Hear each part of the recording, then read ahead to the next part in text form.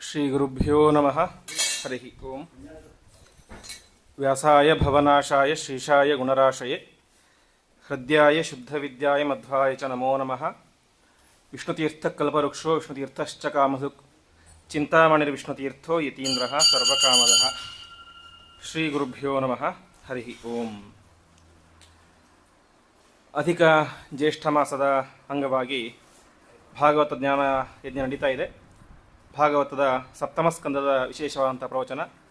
ಆಚಾರ್ಯರು ವಿಶಿಷ್ಟ ರೀತಿಯಲ್ಲಿ ಬೆಳಗಿನ ಅವಧಿಯಲ್ಲಿ ಆ ಸಪ್ತಮ ಸ್ಕಂದದಲ್ಲಿ ನಾರದರು ಧರ್ಮರಾಯನಿಗೆ ಉಪದೇಶ ಮಾಡಿದಂತಹ ಭಾಗವತ ಧರ್ಮಗಳು. ವಿಷ್ಣುತೀರ್ಥರು ಅದನ್ನು ಭಾಗವತ ಸಾರೋದ್ಧಾರದಲ್ಲಿ ಭಾಗವತ ಧರ್ಮೋಪದೇಶ ಪ್ರಕರಣ ಅಂತ ಮಾಡಿ ಅದಕ್ಕೆ ಅತ್ಯಂತ ವಿಸ್ತಾರವಾದಂತಹ ಒಂದು ವ್ಯಾಖ್ಯಾನವನ್ನು ರಚನೆ ಮಾಡಿದ್ದಾರೆ. ಅಂತಹ ವ್ಯಾಖ್ಯಾನವನ್ನು ಆಚಾರ್ಯರು ನಮಗೆಲ್ಲರಿಗೂ ಕೂಡ ಸುಲಭವಾಗಿ ಅರ್ಥವಾಗುವಂತೆ ಉಪದೇಶ ಮಾಡ್ತಾ ಇದ್ದಾರೆ. ಹಾಗೆ ಸಾಯಂಕಾಲ ಪ್ರಹ್ಲಾದರಾಜ ಮತ್ತು ನರಸಿಂಹದೇವರ ಚರಿತ್ರೆಯನ್ನು ಕೂಡ ತಿಳಿಸ್ತಾ ಇದ್ದಾರೆ. ಅಂತಹ ಈ ಒಂದು ಸಪ್ತಮ ಸ್ಕಂದದ ಪ್ರವಚನದಲ್ಲಿ ಎರಡನೇ ದಿವಸ ನಾವೆಲ್ಲರೂ ಕೂಡ ಸೇರಿದ್ದೇವೆ. ಇಂದಿನ ಒಂದು ದಿನದ ಪ್ರವಚನ ಸೇವೆಯನ್ನು ನಮ್ಮ ಕೊಪ್ಪಳದ ರಾಘವೇಂದ್ರ ಸಾಹುಕಾರ್ ಇವರು ಸಲ್ಲಿಸಿದ್ದಾರೆ. ಹಾಗೆ ಒಂದು ದಿನದ ಪೂರ್ಣ ಸೇವೆಯನ್ನು ವಾಜೇಂದ್ರ ದೇಸಾಯಿ ಅವರು ಸಲ್ಲಿಸಿದ್ದಾರೆ. ಇವರಿಗೆ ಪರಮಾತ್ಮ ವಿಶೇಷವಾದಂತಹ ಅನುಗ್ರಹವನ್ನು ಮಾಡಿ ಪ್ರಾರ್ಥನೆಯನ್ನು ಮಾಡ್ತಾ, ಪ್ರವಚನಕ್ಕಿಂತ ಪ್ರಾರಂಭದಲ್ಲಿ 10 ನಿಮಿಷಗಳ ಕಾಲ ಆಚಾರ್ಯರ ಜ್ಯೇಷ್ಠ ಸುಪುತ್ರ ಜಯರಾಮಾಚಾರ್ ಅಂತ ವಿಶೇಷವಾಗಿ ಪುಣಪ್ರತಿ ವಿದ್ಯಾಪೀಠದಲ್ಲಿ 10ನೇ ವರ್ಷದ ನ್ಯಾಯ ವೇದಾಂತ ಗ್ರಂಥಗಳನ್ನು ಅಧ್ಯಯನ ಮಾಡ್ತಾ ಇದ್ದಾರೆ. ಉತ್ತಮವಾದಂಥ ಕವಿತ್ವ ಶಕ್ತಿಯನ್ನು ಕೂಡ ಪಡೆದಿದ್ದಾರೆ. ಅವರು ಪ್ರಾರಂಭದಲ್ಲಿ 10 ನಿಮಿಷಗಳ ಕಾಲ ವಿಷ್ಣುತೀರ್ಥರ ಬಗ್ಗೆ ಒಂದೆರಡು ಶ್ಲೋಕಗಳನ್ನು ರಚನೆ ಮಾಡಿದ್ದಾರೆ. ಇವತ್ತು ಅದರ ಅನುವಾದವನ್ನು ಮಾಡ್ತಾ ಇದ್ದಾರೆ. ನಂತರ ಆಚಾರ್ಯರ ಪ್ರವಚನ ಪ್ರಾರಂಭ ಆಗುತ್ತೆ. ಅವರಿಗೆ ಸ್ವಾಗತ.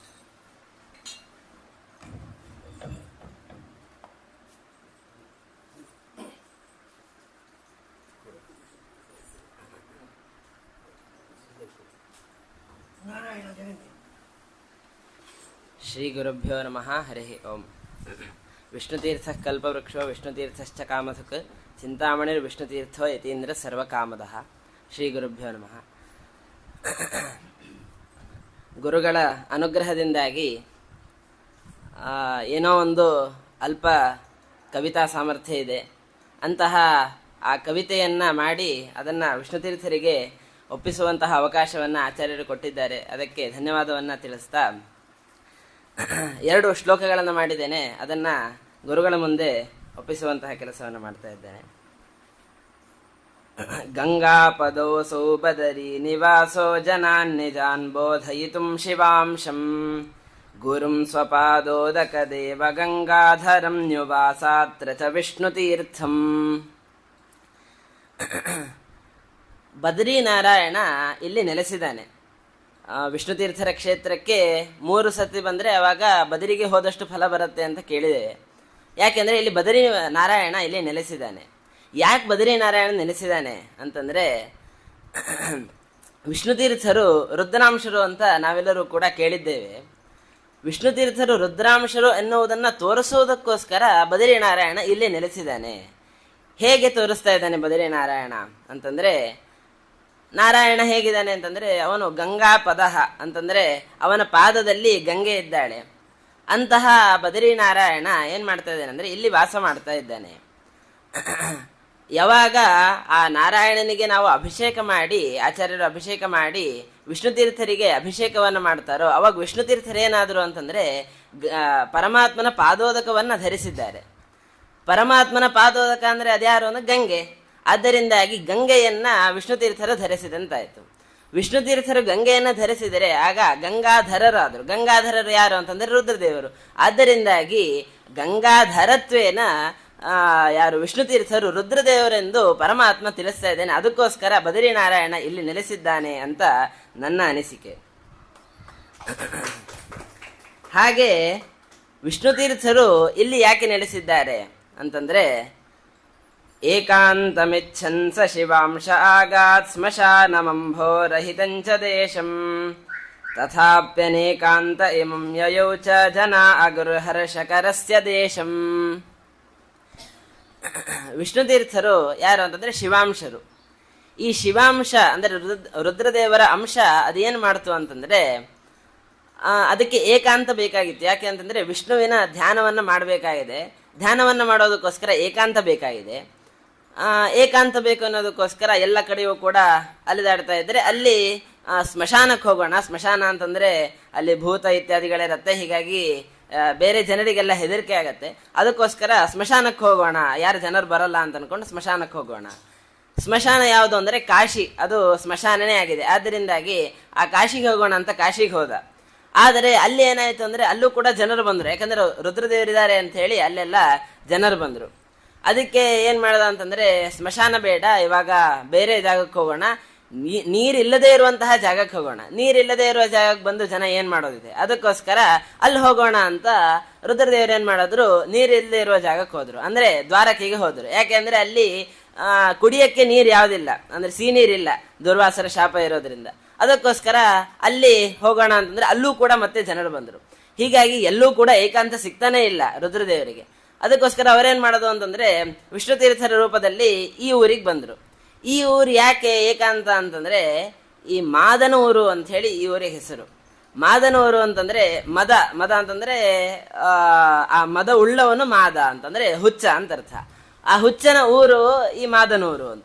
ಅದಕ್ಕೋಸ್ಕರ ಹುಚ್ಚನ ಊರು ಅಂತ ಅನ್ಕೊಂಡು ಯಾರು ಜನರು ಬರಲ್ಲ ಈ ಊರಿಗೆ. ಅದಕ್ಕೋಸ್ಕರ ಇಲ್ಲಿ ಬಂದಿರೋಣ, ಇಲ್ಲಿ ಏಕಾಂತ ಸಿಗತ್ತೆ ಅಂತ ಅನ್ಕೊಂಡು ಇಲ್ಲಿ ಬಂದ್ರೆ ಅವಾಗೂ ಕೂಡ ಜನ ಬಿಡ್ತಾನೆ ಇಲ್ಲ. ಯಾಕೆ ಅಂತಂದ್ರೆ ಮಾದ ಎನ್ನೋದಕ್ಕೆ ಸಂಸ್ಕೃತದಲ್ಲಿ ಇನ್ನೊಂದರ್ಥ ಏನಂದ್ರೆ ಸುಖ ಅಂತ ಅರ್ಥ. ಆದ್ದರಿಂದಾಗಿ ಇದಕ್ಕೆ ಮೊದಲು ಮೋದಪುರ ಅಂತಾನೂ ಹೆಸರಿದ್ದಿದೆ. ಆದ್ದರಿಂದಾಗಿ ಮಾದನೂರು ಅಂತಂದ್ರೆ ಸುಖದ ಊರು. ಆದ್ದರಿಂದ ಇಲ್ಲಿ ಬಂದ್ರೆ ನಮಗೆ ಸುಖ ಸಿಗತ್ತೆ, ವಿಷ್ಣು ತೀರ್ಥರ ಸೇವೆಯನ್ನು ಮಾಡಿದ್ರೆ ನಮಗೆ ಸುಖ ಸಿಗತ್ತೆ ಅಂತ ಅನ್ಕೊಂಡು ಇಲ್ಲೂ ಕೂಡ ಜನರು ಬರ್ತಾ ಇದ್ದಾರೆ. ಕೊನೆಗೆ ರುದ್ರದೇವರಿಗೆ ಏಕಾಂತ ಸಿಗ್ತಾನೆ ಇಲ್ಲ ಅಂತ ಹೇಳಿ ಈ ರೀತಿಯಾಗಿ ಯಾರು ವಿಷ್ಣು ತೀರ್ಥರು ಇಲ್ಲಿ ಬಂದು ನೆಲೆಸಿದ್ದಾರೆ. ನಮಗೆಲ್ಲರಿಗೂ ಕೂಡ ಅನುಗ್ರಹವನ್ನು ಮಾಡ್ತಾ ಇದ್ದಾರೆ. ಅವರ ಬಗ್ಗೆ ಯಥಾಶಕ್ತಿ 2 ಶ್ಲೋಕಗಳನ್ನು ಮಾಡಿದ್ದೇನೆ. ಅವರ ಪಾದಾರವಿಂದಗಳಲ್ಲಿ ಅರ್ಪಿಸ್ತಾ ಶ್ರೀಕೃಷ್ಣ ಅರ್ಪಣ.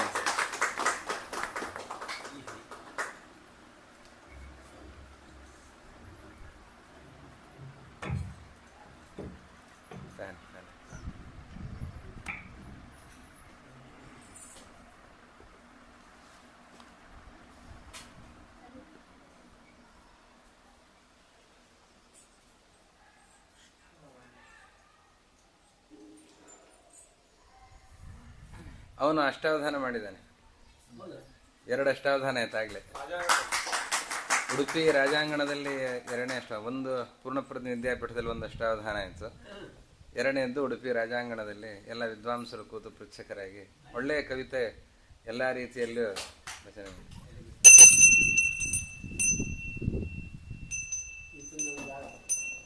ಅವಂದಾಗಬೇಕು ವಿಷ್ಣು ತೀರ್ಥರ ಅನುಗ್ರಹದಿಂದ.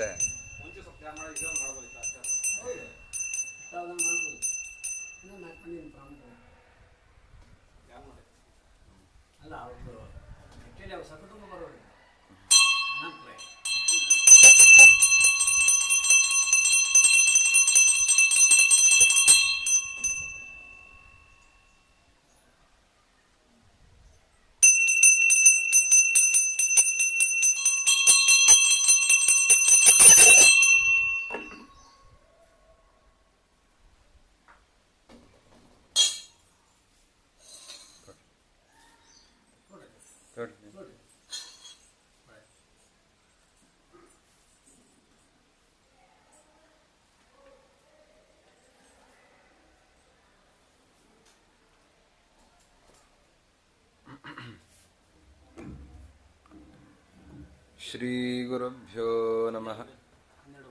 12:15 ತನಕ ಮಾಡ್ಬೋದು ಸರ್. ಶ್ರೀ ಗುರುಭ್ಯೋ ನಮಃ. ಹರಿ ಓಂ. ಸುಮತಿಭಿರನುಮೇಯಂ ಶುಭ್ರಕಾಯಂ ಸಖಾಯಂ ಸುಖಮಯಮನಪಾಯಂ ಮುಕ್ತ್ಯುಪಾಯಂ ವಿಮಾಯಂ ಬೃಹಯಮಹಮಮೇಯಂ ಧ್ಯೇಯಮಾಮ್ನಾಯಗೇಯಂ ಸದಯಮಸದಜೇಯಂ ಶ್ರೀಸಹಾಯಂ ಭಜೇಯಂ. ವೇದವ್ಯಾಸಗುಣಾವಾಸವಿದ್ಯಾಧೀಶ ಸತಾಂ ವಶ ಮಾಂ ನಿರಾಶಂಗತಕ್ಲೇಶಂ ಕುರುವನಾಶಂ ಹರೇ ನಿಶಂ.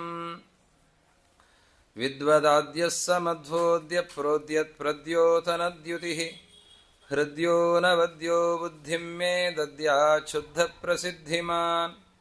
ಕಾಮಧೇನುರ್ಯಥಾ ಪೂರ್ವಂ ಸರ್ವಾಭೀಷ್ಟಫಲಪ್ರದಾ ತಥಾ ಖಲು ವಾದಿರಾಜಶ್ರೀಪಾದೋಭೀಷ್ಟದಃ ಸತಾಂ ಯಸ್ವಾನುಭಾವಮಖಿಲಶ್ರುತಿಸಾರಮೇಕಮಧ್ಯಾತ್ಮದೀಪಮತಿತಿತೀರ್ಷತಾಂ ತಮೋಂಧಂ ಸಂಸಾರಿಣಾಂ ಕರುಣಯಾಃ ಪುರಾಣಗುಹ್ಯಂ ತಂ ವ್ಯಾಸಸೂನುಮುಪಯಾಮಿ ಗುರುಂ ಮುನೀನಾಂ ವಿಷ್ಣುತೀರ್ಥಃ ಕಲ್ಪವೃಕ್ಷೋ ವಿಷ್ಣುತೀರ್ಥಶ್ಚ ಕಾಮಧುಕ್ ಚಿಂತಾಮಣಿರ್ವಿಷ್ಣುತೀರ್ಥೋ ಯತೀಂದ್ರಃ ಸರ್ವಕಾಮದಃ ದುರ್ವಾದಿಧ್ವಾಂತರವಯೇ ವೈಷ್ಣವೇಂದೀವರೇಂದವೇ ಶ್ರೀರಾಘವೇಂದ್ರಗುರವೇ ನಮೋತ್ಯಂತದಯಾಲವೇ ತಪಸ್ವಾಧ್ಯಾಯ ಶುಶ್ರೂಷಾ ಕೃಷ್ಣಪೂಜಾರತಂ ಮುನಿಂ ವಿಶ್ವೇಶಮಿಷ್ಟದಂ ವಂದೇ ಪರಿವ್ರಾಟ್ ಚಕ್ರವರ್ತಿನಂ ಶ್ರೀಮನ್ಮಧ್ವಮಹಾಚಾರ್ಯ ಪದಪದ್ಮೈಕಸದ್ಮನಾಂ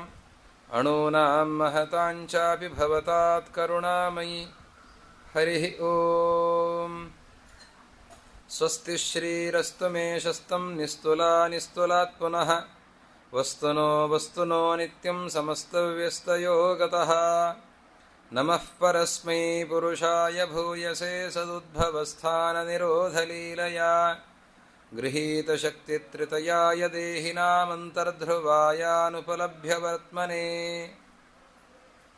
ಸ್ವಸ್ತ್ಯಸ್ತು ಸತಾಮಶೇಷ ಸನ್ಮಂಗಲಾನಿ ಭವಂತು. ಶ್ರೀ ವಿಷ್ಣುತೀರ್ಥರ ಚರಣಾರವಿಂದಗಳಲ್ಲಿ ಸಾಷ್ಟಾಂಗ ಪ್ರಣಾಮಗಳನ್ನು ಸಲ್ಲಿಸ್ತಾ ಭಾಗವತದ 7ನೇ ಸ್ಕಂಧದ ಉತ್ತರಾರ್ಧದಲ್ಲಿ ಬರುವ ನಾರದರ ಉಪದೇಶವನ್ನು ಆಧರಿಸಿ ಹಾಗೂ 11ನೇ ಸ್ಕಂಧದಲ್ಲಿ ಜಾಯಂತೆಯೋಪಾಖ್ಯಾನದಲ್ಲಿ ಬರುವ ಪ್ರಸಂಗವನ್ನು ಆಧರಿಸಿ ಎರಡನ್ನೂ ಕೂಡ ಜೊತೆಗೂಡಿಸಿ ಭಾಗವತ ಧರ್ಮಗಳ ವಿಶ್ಲೇಷಣೆಯನ್ನು ವಿಷ್ಣುತೀರ್ಥರು ಮಾಡಿದ್ದಾರೆ. ಆ ಭಾಗವತ ಧರ್ಮಗಳ ಪಾಲನೆಯನ್ನು ಯಾವ ರೀತಿಯಲ್ಲಿ ಮಾಡಬೇಕು ಅನ್ನೋದಕ್ಕೆ ಅಮಾಯಯ ಅನುವೃತ್ಯ ತುಷ್ಯೇತ್ ಆತ್ಮಾತ್ಮದೋ ಹರಿಹಿ ಅಂತ ಹೇಳ್ತಾ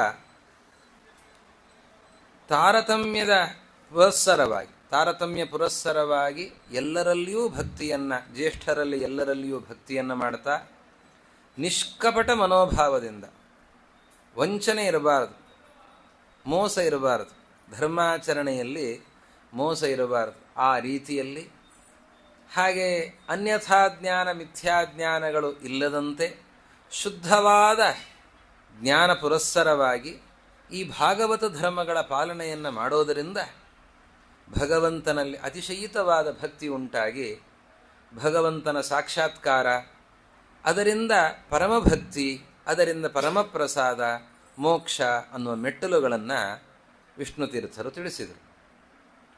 ಅದರಲ್ಲಿ ಮೊದಲ ಧರ್ಮಗಳು ಸರ್ವತೋ ಮನಸೋ ಸಂಗಂ ಆದೌ ಸಂಗಂಚ ಸಾಧುಷು ಅಂತ 2 ಧರ್ಮಗಳ ಚಿಂತನೆಯನ್ನು ನಿನ್ನೆ ನಾವು ಮಾಡಿದ್ದೇವೆ. ಮೊದಲಿಗೆ ನಾವು ಯಾವುದರ ಅಭ್ಯಾಸವನ್ನು ಮಾಡಬೇಕು ಅಂತಂದರೆ ಸರ್ವತಃ ಮನಸಃ ಅಸಂಗಂ, ಭಗವಂತನ ಹೊರತಾಗಿ ಬೇರೆ ವಿಷಯಗಳಲ್ಲಿ ನಮ್ಮ ಆಸಕ್ತಿ ಇರಬಾರದು. ಏನು ಮಾಡಬೇಕು? ಆತ್ಮವಿಮರ್ಶೆಯನ್ನು ಮಾಡಬೇಕು. ಆತ್ಮವಿಮರ್ಶನ ಅಂತನ್ನೋದಕ್ಕೆ 2 ರೀತಿಯ ಅಭಿಪ್ರಾಯ ಇದೆ. ಆತ್ಮ ಅಂತಂದರೆ ಪರಮಾತ್ಮ, ಪರಮಾತ್ಮನ ಚಿಂತನೆಯನ್ನು ಮಾಡಬೇಕು, ಪರಮಾತ್ಮನ ಚಿಂತನೆಯನ್ನು ಮಾಡಬೇಕು. ಇನ್ನೊಂದು ಆತ್ಮವಿಮರ್ಶನ ಅಂತ ಅಂದರೆ ನಾನು ಎಷ್ಟರ ಮಟ್ಟಿಗೆ ಸರಿ ಇದ್ದೇನೆ, ಇದು ಒಂದು ಆತ್ಮವಿಮರ್ಶೆ. ಒಂದು ದೇವರ ಚಿಂತನೆ, ಮತ್ತೊಂದು ನಾನು ಎಷ್ಟು ತಪ್ಪುತ್ತಾ ಇದ್ದೇನೆ, ಎಷ್ಟು ಸರಿಯಾಗಿದ್ದೇನೆ, ತಿದ್ದಿಕೊಳ್ಳುವ ಅಂಶಗಳು ಏನು ಅನ್ನುವ ಚಿಂತನೆ, ಇದು ಆತ್ಮವಿಮರ್ಶ. ಇದನ್ನು ಮಾಡಬೇಕು. ಸರ್ವತಃ ಮನಸೋ ಸಂಗಮ್ ಅಂತನ್ನೋದಕ್ಕೆ ಏಕಾಂತದಲ್ಲಿ ಕಣ್ಣು ಮುಚ್ಚಿ ಕುಳಿತುಕೊಂಡು, ಕಣ್ಣು ಮುಚ್ಚಿರ್ತೇವೆ, ಕಣ್ಣು ಯಾವ ವಿಷಯಗಳನ್ನು ಕಾಣೋದಿಲ್ಲ, ಕಿವಿಯೂ ಕೇಳೋದಿಲ್ಲ, ಯಾಕೆ ಏಕಾಂತದಲ್ಲಿ ಕೂತಿದ್ದೇವೆ ಅಂತ. ಆದರೆ ಕೋತಿ ಮನಸ್ಸಿದೆಲ್ಲ ಅದು ಬಿಡೋದಿಲ್ಲ ನೋಡಿ. ಅದು ಏಕಾಂತದಲ್ಲಿ ಕೂತರೂ ಕೂಡ ಮನಸ್ಸು ಎಲ್ಲೆಲ್ಲಿಗೋ ಹೋಗ್ತಾ ಇರ್ತದೆ. ಅದಕ್ಕೆ ಮನಸ್ಸು ಎಲ್ಲಿಗೋ ಹೋಗದಂತೆ ಸರ್ವತಃ ಅಸಂಗಂ, ಬೇರೆ ವಿಷಯಗಳಿಂದ ಆಸಕ್ತಿ, ಅಸಂಗ, ಆ ರೀತಿಯಲ್ಲಿ ಬೇರೆ ವಿಷಯಗಳ ಆಲೋಚನೆಯನ್ನು ಮಾಡದಂತೆ ಕುಳಿತುಕೊಳ್ಳಬೇಕು. ಬೇರೆ ವಿಷಯಗಳ ಆಲೋಚನೆಯನ್ನು ಮಾಡದೇನೆ ಭಗವದ್ ವಿಷಯಕ ಚಿಂತನೆ ಅದನ್ನು ಮಾಡಬೇಕು. ಅದರ ಮೊದಲು ಆತ್ಮವಿಮರ್ಶನೆಯನ್ನು, ನಾನು ಎಷ್ಟರ ಮಟ್ಟಿಗೆ ಸರಿ ಇದ್ದೇನೆ ಅಂತನ್ನೋದರ ಚಿಂತನೆಯನ್ನು ಮಾಡಬೇಕು. ಹಾಗೆ ಚಿಂತನೆ ಮಾಡ್ತಾ ವೈರಾಗ್ಯ ಮತ್ತು ಆತ್ಮವಿಮರ್ಶೆ ಈ ಎರಡು ಅಂಶಗಳನ್ನು ಸರ್ವತಃ ಮನಸೋ ಸಂಗಂ ಅನ್ನೋದರಿಂದ ವಿಷ್ಣು ತೀರ್ಥರು ತೋರಿಸಿಕೊಡ್ತಾರೆ. ಇದು ಆದೌ ಮೊದಲಿಗೆ ಅಭ್ಯಾಸ ಮಾಡಬೇಕಾದ್ದು. ಮೊದಲ ಮೆಟ್ಟು ಯಾವುದು ಅಂತಂದರೆ ಬೇರೆ ವಿಷಯಗಳ ಆಲೋಚನೆ ಮಾಡದೇ ಇರೋದು, ಆತ್ಮವಿಮರ್ಶೆಯನ್ನು ಮಾಡೋದು. ಅದು ಮಾಡಿದ ಮೇಲೆ ಮತ್ತೆ ಉಳಿದದ್ದು ತಾನೆ. ಸಂಗಂಚ ಸಾಧುಷು, ಸಜ್ಜನರ ಸಹವಾಸ. ಈ ಸಂಗಂ ಅಂತನ್ನೋದಕ್ಕೆ ಎರಡು ರೀತಿ ವಿವರಣೆಯನ್ನು ಮತ್ತೆ ವಿಷ್ಣು ತೀರ್ಥರು ನೀಡ್ತಾರೆ. ಸಾಧುಷು ಸಂಗಮ್ ಅಂದರೆ ಸಜ್ಜನರ ಸಹವಾಸ ಅಂತನ್ನೋದು ಒಂದು. ಬರೀ ಸಹವಾಸ ಮಾಡಿದರೆ ಅವರ ಹತ್ತಿರ ಇದ್ದೇವೆ, ದೊಡ್ಡವರ ಹತ್ತಿರ ಇದ್ದೇವೆ, ಏನು ಉಪಯೋಗ? ಹತ್ತಿರ ಇದ್ದದ್ರಿಂದ ಉಪಯೋಗ ಪಡೆದುಕೊಳ್ಳಬೇಕಲ್ಲ. ಆ ಉಪಯೋಗ ಆಗೋದು ಯಾವಾಗ ಅಂತಂದರೆ ಆ ದೊಡ್ಡವರಲ್ಲಿ ಭಕ್ತಿಯನ್ನು ಮಾಡಿದಾಗ. ದೊಡ್ಡವರಲ್ಲಿ ಭಕ್ತಿಯನ್ನು ಮಾಡಿದಾಗಲೇ ದೊಡ್ಡವರ ಹತ್ತಿರ ಇದ್ದುದರ ಲಾಭ. ಬರೀ ದೊಡ್ಡವರ ಹತ್ತಿರ ಇದ್ದು ಉಪಯೋಗ ಇಲ್ಲ. ಬೆಕ್ಕು ಇರುತ್ತದೆ ಹತ್ತಿರ, ಏನು ಉಪಯೋಗ? ಅದಕ್ಕೆ ಆ ಲಾಭ ಆಯ್ತಾ? ಆಗೋದಿಲ್ಲ. ದೊಡ್ಡವರ ಹತ್ತಿರ ಇರೋದರಿಂದ ಲಾಭವನ್ನು ಪಡೆದುಕೊಳ್ಳಬೇಕು ಅಂತಂದ್ರೆ ದೊಡ್ಡವರಲ್ಲಿ ಭಕ್ತಿಯನ್ನು ಮಾಡಬೇಕು. ತಾರತಮ್ಯಕ್ಕನುಗುಣವಾಗಿ ದೊಡ್ಡವರಲ್ಲಿ ಭಕ್ತಿಯನ್ನು ಮಾಡಿದಾಗ ಆವಾಗ ನಮಗೆ ಅದರಿಂದ ಫಲ ಸಿಗ್ತದೆ. ನಿನ್ನೆ ಇದರ ಚಿಂತನೆಯನ್ನು ಮಾಡಿದ್ದೇವೆ. ಹೀಗಾಗಿ ವೇದವ್ಯಾಸರು ಇಲ್ಲಿ ಹೇಳುವಾಗ ಸಜ್ಜನ ಸಂಗತಿ ಅಂತ ಹೇಳದೇನೆ ಸಂಘ ಅಂತ ಹೇಳ್ತಾ ಇದ್ದಾರೆ. ಆ ಸಂಗತಿ ಅನ್ನುವ ಪದವನ್ನು ಬಳಸದೇನೆ ಸಂಘ ಅನ್ನುವ ಪದವನ್ನು ಬಳಸಿದ್ದರಿಂದ ಸಿಗುವ ಸ್ವಾರಸ್ಯ ಒಂದು, ಅವರ ಹತ್ತಿರದಲ್ಲಿರಬೇಕು. ಭಕ್ತಿಯನ್ನು ಮಾಡ್ತಾ ಬಹಳ ದೂರದಲ್ಲಿದ್ದರೆ ಏನು ಉಪಯೋಗ? ಭಕ್ತಿಯನ್ನು ಮಾಡುತ್ತೇವೆ, ನಮಗೆ ಬೆಂಕಿಯ ಬಗ್ಗೆ ಚೆನ್ನಾಗಿ ಗೊತ್ತಿದೆ, ಅಡುಗೆ ಬಗ್ಗೆನೂ ಚೆನ್ನಾಗಿ ಗೊತ್ತಿದೆ, ಪಾತ್ರೆಗೂ ಬೆಂಕಿಗೂ ಸಂಪರ್ಕನೇ ಆಗಲಿಲ್ಲ ಅಂತಾದ್ರೆ ಏನು ಉಪಯೋಗ? ಹೌದೋ ಅಲ್ಲೋ? ಒಲೆ ಮೇಲೆ ಪಾತ್ರೆಯನ್ನು ಇಟ್ಟಾಗ ಆವಾಗ ಪಾಕ ಆಗ್ಲಿಕ್ಕೆ ಸಾಧ್ಯ, ಅಡಿಗೆ ಆಗ್ಲಿಕ್ಕೆ ಸಾಧ್ಯ. ಅಡಿಗೆ ಮಾಡೋದು ಹೇಗೆ ಗೊತ್ತಿದೆ, ಒಲೆ ಹೊತ್ಸೋದು ಹೇಗೆ ಗೊತ್ತಿದೆ, ಬೆಂಕಿಯಿಂದ ಏನೆಲ್ಲ ಆಗ್ತದೆ ಗೊತ್ತಿದೆ. ಗೊತ್ತಿದ್ದೇನು ಉಪಯೋಗ? ಅದರ ಸಂಪರ್ಕ ಆದರೆ ಮಾತ್ರ ಅಡಿಗೆ ಆಗ್ಲಿಕ್ಕೆ ಸಾಧ್ಯ. ಹಾಗೆ ಸಜ್ಜನರ ಮಹತ್ವವನ್ನು ತಿಳಿದುಕೊಂಡು ಸಜ್ಜನರ ಬಗ್ಗೆ ಗೌರವ ಇದ್ದು, ಆದರೆ ಸಜ್ಜನರಿಂದ ಲಾಭವನ್ನು ಪಡಿಬೇಕು ಅಂದರೆ ಅವರ ಸಂಪರ್ಕಕ್ಕಿರಬೇಕಲ್ಲ. ಹೀಗಾಗಿ ಸಜ್ಜನರ ಸಂಪರ್ಕ, ಸಜ್ಜನ ಭಕ್ತಿ. ಜ್ಞಾನಿಗಳು ಯಾರಿದ್ದಾರೆ ಅವರ ಸಂಪರ್ಕದಲ್ಲಿರಬೇಕು. ಅವರ ಸಂಪರ್ಕದಲ್ಲಿದ್ದರೆ ನಮಗೆ ಲಾಭ ಆಗ್ತದೆ. ಈ ಎರಡು ಅಂಶಗಳನ್ನು ಗಮನಿಸಬೇಕು. ಸಂಗಂಚ ಸಾಧುಷು ಅಂತನ್ನೋದ್ರಿಂದ ಎರಡು ಅಂಶಗಳನ್ನು ವೇದವ್ಯಾಸ ದೇವರು ಹೇಳ್ತಾ ಇದ್ದಾರೆ. ಸಜ್ಜನ ಸಹವಾಸ, ಸಜ್ಜನ ಸಹವಾಸದಲ್ಲಿದ್ದರೆ, ಅವ್ರ ಹತ್ತಿರದಲ್ಲಿದ್ದರೆ ಅವರು ಮಾಡುವ ಅನುಷ್ಠಾನಗಳು, ಅವರ ಚಿಂತನೆಗಳು, ಅವರ ಉಪದೇಶಗಳು ಅದು ಎಲ್ಲವೂ ಕೂಡ ನಮಗೆ ಪ್ರಭಾವವನ್ನು ಬೀರುತ್ತೆ. ಹಾಗೆ ಅವರಲ್ಲಿ ಭಕ್ತಿಯನ್ನು ಮಾಡಿದಾಗ ಅದು ನಮಗೆ ಅರ್ಥ ಆಗತ್ತೆ. ಭಕ್ತಿಯನ್ನು ಮಾಡದೇನೆ ಪರೀಕ್ಷಾ ದೃಷ್ಟಿಯಿಂದಲೇ ನೋಡ್ತಾ ಇದ್ದರೆ ಅದು ಪರಿಣಾಮವನ್ನು ಬೀರೋದಿಲ್ಲ. ಭಕ್ತಿಯಿಂದ ನಾವು ಅವರ ಸಂಪರ್ಕದಲ್ಲಿದ್ವಿ ಅಂತಾದರೆ ಆವಾಗ ನಮಗೆ ಹೆಚ್ಚಿನ ಲಾಭ ಆಗ್ತದೆ. ಆದ್ದರಿಂದ ಸಜ್ಜನರ ಸಂಪರ್ಕ ಹಾಗೂ ಸಜ್ಜನ ಭಕ್ತಿ ಈ ಎರಡು ಅಂಶಗಳನ್ನು ಸಂಗಂಚ ಸಾಧುಷು ಅನ್ನೋದರಿಂದ ಹೇಳ್ತಾರೆ. ಮೂರನೇದ್ದು ಶೌಚಂ ಅಂತ ಹೇಳ್ತಾರೆ. ಶೌಚದ ಅಭ್ಯಾಸವನ್ನು ಮಾಡಬೇಕು. ಶೌಚ ಅಂತಂದ್ರೆ ಏನು? ಮಣ್ಣಿನಿಂದ ಶುದ್ಧಿ, ಮಲಮೂತ್ರ ವಿಸರ್ಜನೆಯನ್ನು ಮಾಡಿದಾಗ ಮೃತ್ತಿಕಾ ಶೌಚವನ್ನು ಮಾಡಬೇಕು. ಆಮೇಲೆ ಸ್ನಾನವನ್ನು ಮಾಡಬೇಕು. ನೀರಿನಿಂದ ಶುದ್ಧಿ, ಆಚಮನ, ಇದೆಲ್ಲ ನೀರಿನಿಂದ. ಹಾಗಾದರೆ ಮುಖ್ಯವಾಗಿ ಎರಡು, ಮಣ್ಣಿನಿಂದ ಶುದ್ಧಿ, ನೀರಿನಿಂದ ಶುದ್ಧಿ ಅಂತ. ಇಷ್ಟನ್ನೇ ಹೇಳಲಿಕ್ಕೆ ಹೊರಟಿಲ್ಲ ಅಂತಾರೆ ವಿಷ್ಣು ತೀರ್ಥರು. ಅದರ ಬಗ್ಗೆ ಚಿಂತನೆ ಮಾಡ್ತಾರೆ. ಅದರ ಚಿಂತನೆ ಆಧಾರ ಏನು? ಅಂತಂದರೆ ಇಲ್ಲಿ ಎರಡು ಕಡೆಯಲ್ಲಿ ಈ ಭಾಗವತ ಧರ್ಮಗಳ ನಿರೂಪಣೆಯನ್ನು ಮಾಡಿದ್ದಿದೆ. ಒಂದು 11ನೇ ಸ್ಕಂಧ, ಮತ್ತೊಂದು 7ನೇ ಸ್ಕಂಧ. ಎರಡೂ ಕಡೆಯಲ್ಲಿಯೂ ಕೂಡ ಈ ಶೌಚದ ಉಲ್ಲೇಖವನ್ನು ಮಾಡ್ತಾರೆ.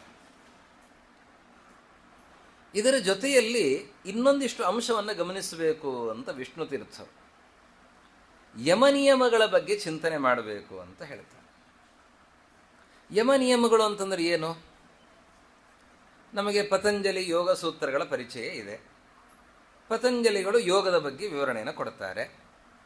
ಅವರು ಯಮ ನಿಯಮಗಳನ್ನು ಹೇಳ್ತಾರೆ. ಯಮ ಅಂತಂದ್ರೆ ಏನು?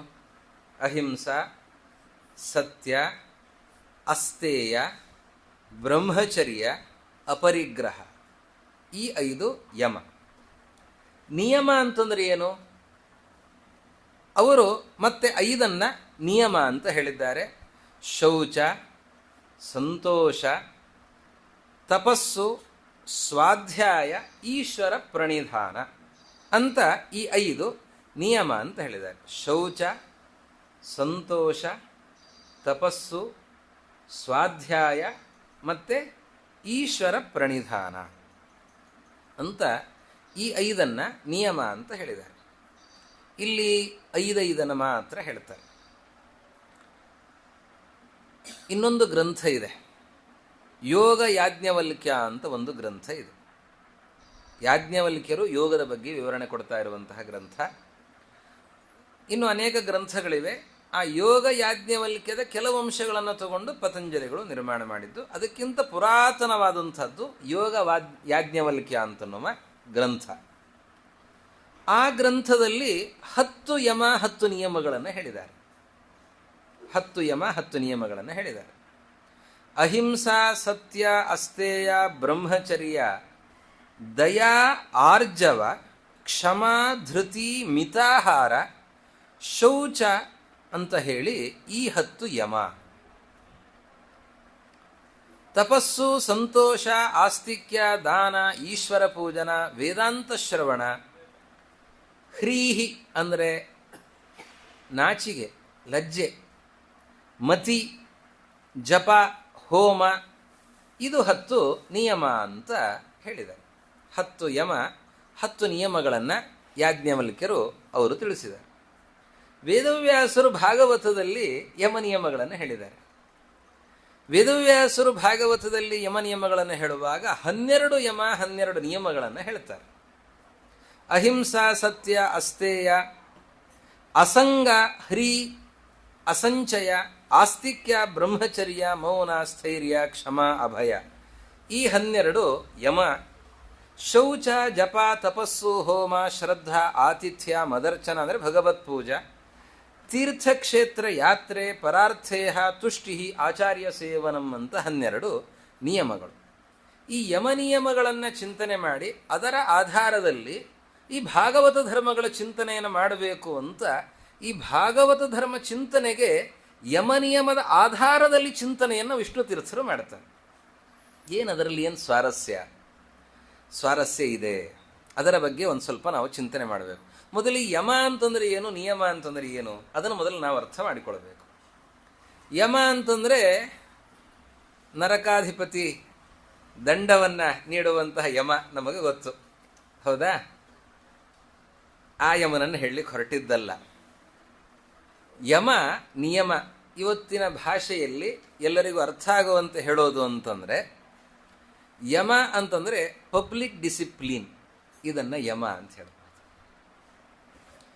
ನಿಯಮ ಅಂತಂದರೆ ಸೆಲ್ಫ್ ಡಿಸಿಪ್ಲಿನ್, ಇದನ್ನು ನಿಯಮ ಅಂತ ಹೇಳಿ. ನೋಡಿ, ಅಹಿಂಸೆ, ಹಿಂಸೆ ಮಾಡಿದರೆ ಇನ್ನೊಬ್ಬರಿಗೆ ತೊಂದರೆ ಆಗುತ್ತೆ, ಹೌದಾ? ಸುಳ್ಳು ಹೇಳಿದರೆ ಇನ್ನೊಬ್ಬರಿಗೆ ತೊಂದರೆ ಆಗುತ್ತೆ, ಕಳ್ಳತನ ಮಾಡಿದರೆ ಇನ್ನೊಬ್ಬರಿಗೆ ತೊಂದರೆ ಆಗುತ್ತೆ. ಹೀಗೆ ಬ್ರಹ್ಮಚರ್ಯ ಕೆಟ್ಟರೆ ಇನ್ನೊಬ್ಬರಿಗೆ ತೊಂದರೆ ಆಗುತ್ತೆ. ಇದೆಲ್ಲವೂ ಕೂಡ ಸಮಾಜ ಘಾತಕವಾದದ್ದು. ಸಮಾಜ ಘಾತಕವಾದಂತಹದ್ದನ್ನೆಲ್ಲವನ್ನು ನಾನು ನಿಯಂತ್ರಣ ಮಾಡ್ತೇನೆ. ನನ್ನಿಂದ ಇನ್ನೊಬ್ಬರಿಗೆ ತೊಂದರೆ ಆಗಬಾರದು. ಇದು ಪಬ್ಲಿಕ್ ಡಿಸಿಪ್ಲಿನ್, ಅಹಿಂಸಾ, ಯಾರಿಗೂ ತೊಂದರೆ ಕೊಡೋದಿಲ್ಲ. ಆವಾಗ ನನ್ನಿಂದ ಇನ್ನೊಬ್ಬರಿಗೆ ತೊಂದರೆ ಆಗಲಿಲ್ಲ. ಸತ್ಯ, ಸತ್ಯವನ್ನೇ ಹೇಳ್ತೇನೆ, ಸುಳ್ಳು ಹೇಳಲ್ಲ, ಆವಾಗ ಇನ್ನೊಬ್ಬರಿಗೆ ತೊಂದರೆ ಆಗಲ್ಲ. ಅಸ್ತೇಯ, ಕಳ್ಳತನ ಮಾಡೋದಿಲ್ಲ, ಬ್ರಹ್ಮಚರ್ಯದಿಂದ ಇರುತ್ತೇನೆ. ಆದ್ದರಿಂದ ಯಾವ ಪರಸ್ತ್ರೀಯರಿಗೆ ಪುರುಷರಿಗೆ ಯಾರಿಗೂ ನನ್ನಿಂದಾಗಿ ಹಾನಿ ಇಲ್ಲ. ಅಪರಿಗ್ರಹ, ನನಗೆ ಎಷ್ಟು ಬೇಕೋ ಅಷ್ಟನ್ನೇ ಸ್ವೀಕರಿಸ್ತೇನೆ, ಹೆಚ್ಚಿನದ್ದನ್ನು ನಾನು ತಗೊಳ್ಳೋದಿಲ್ಲ, ಇದು ನನ್ನದು ನನ್ನದು ಅಂತ ನಾನು ಸ್ವೀಕರಿಸಲ್ಲ. ಅವಾಗ ಏನಾಯಿತು, ಇನ್ನೊಬ್ಬರಿಗೆ ನನ್ನಿಂದ ಅನ್ಯಾಯ ಆಗಲಿಲ್ಲ. ಹೀಗಾಗಿ ಇದನ್ನ ಪಬ್ಲಿಕ್ ಡಿಸಿಪ್ಲಿನ್ ಅಂತ ಹೇಳ್ತಾರೆ. ಇದರಿಂದ ಸಮಾಜಕ್ಕೆ ಉಪಕಾರ, ಹೆಚ್ಚು ನನಗೆ ಅದರಿಂದ ಉಪಕಾರ ಏನಾಗಲಿಲ್ಲ, ನನಗೆ ಸ್ವಲ್ಪ ಮಟ್ಟಿಗೆ ಉಪಕಾರ ಇದೆ. ನಿಯಮದಿಂದ ಇದು ಆತ್ಮೋದ್ಧಾರಕ್ಕೆ ಕಾರಣ. ನೋಡಿ, ನಿಯಮ, ಶೌಚ ಪಾಲನೆ ಮಾಡೋದರಿಂದ ನಾನು ಶುದ್ಧವಾಗಿರೋದ್ರಿಂದಾಗಿ ನನಗನುಕೂಲ ಆಗತ್ತೆ. ನಾನು ಜಪ ಮಾಡೋದ್ರಿಂದ ನನಗನುಕೂಲ ಆಗತ್ತೆ. ನಾನು ದೇವರ ಪೂಜೆ ಮಾಡೋದ್ರಿಂದಾಗಿ ನನಗನುಕೂಲ ಆಗತ್ತೆ.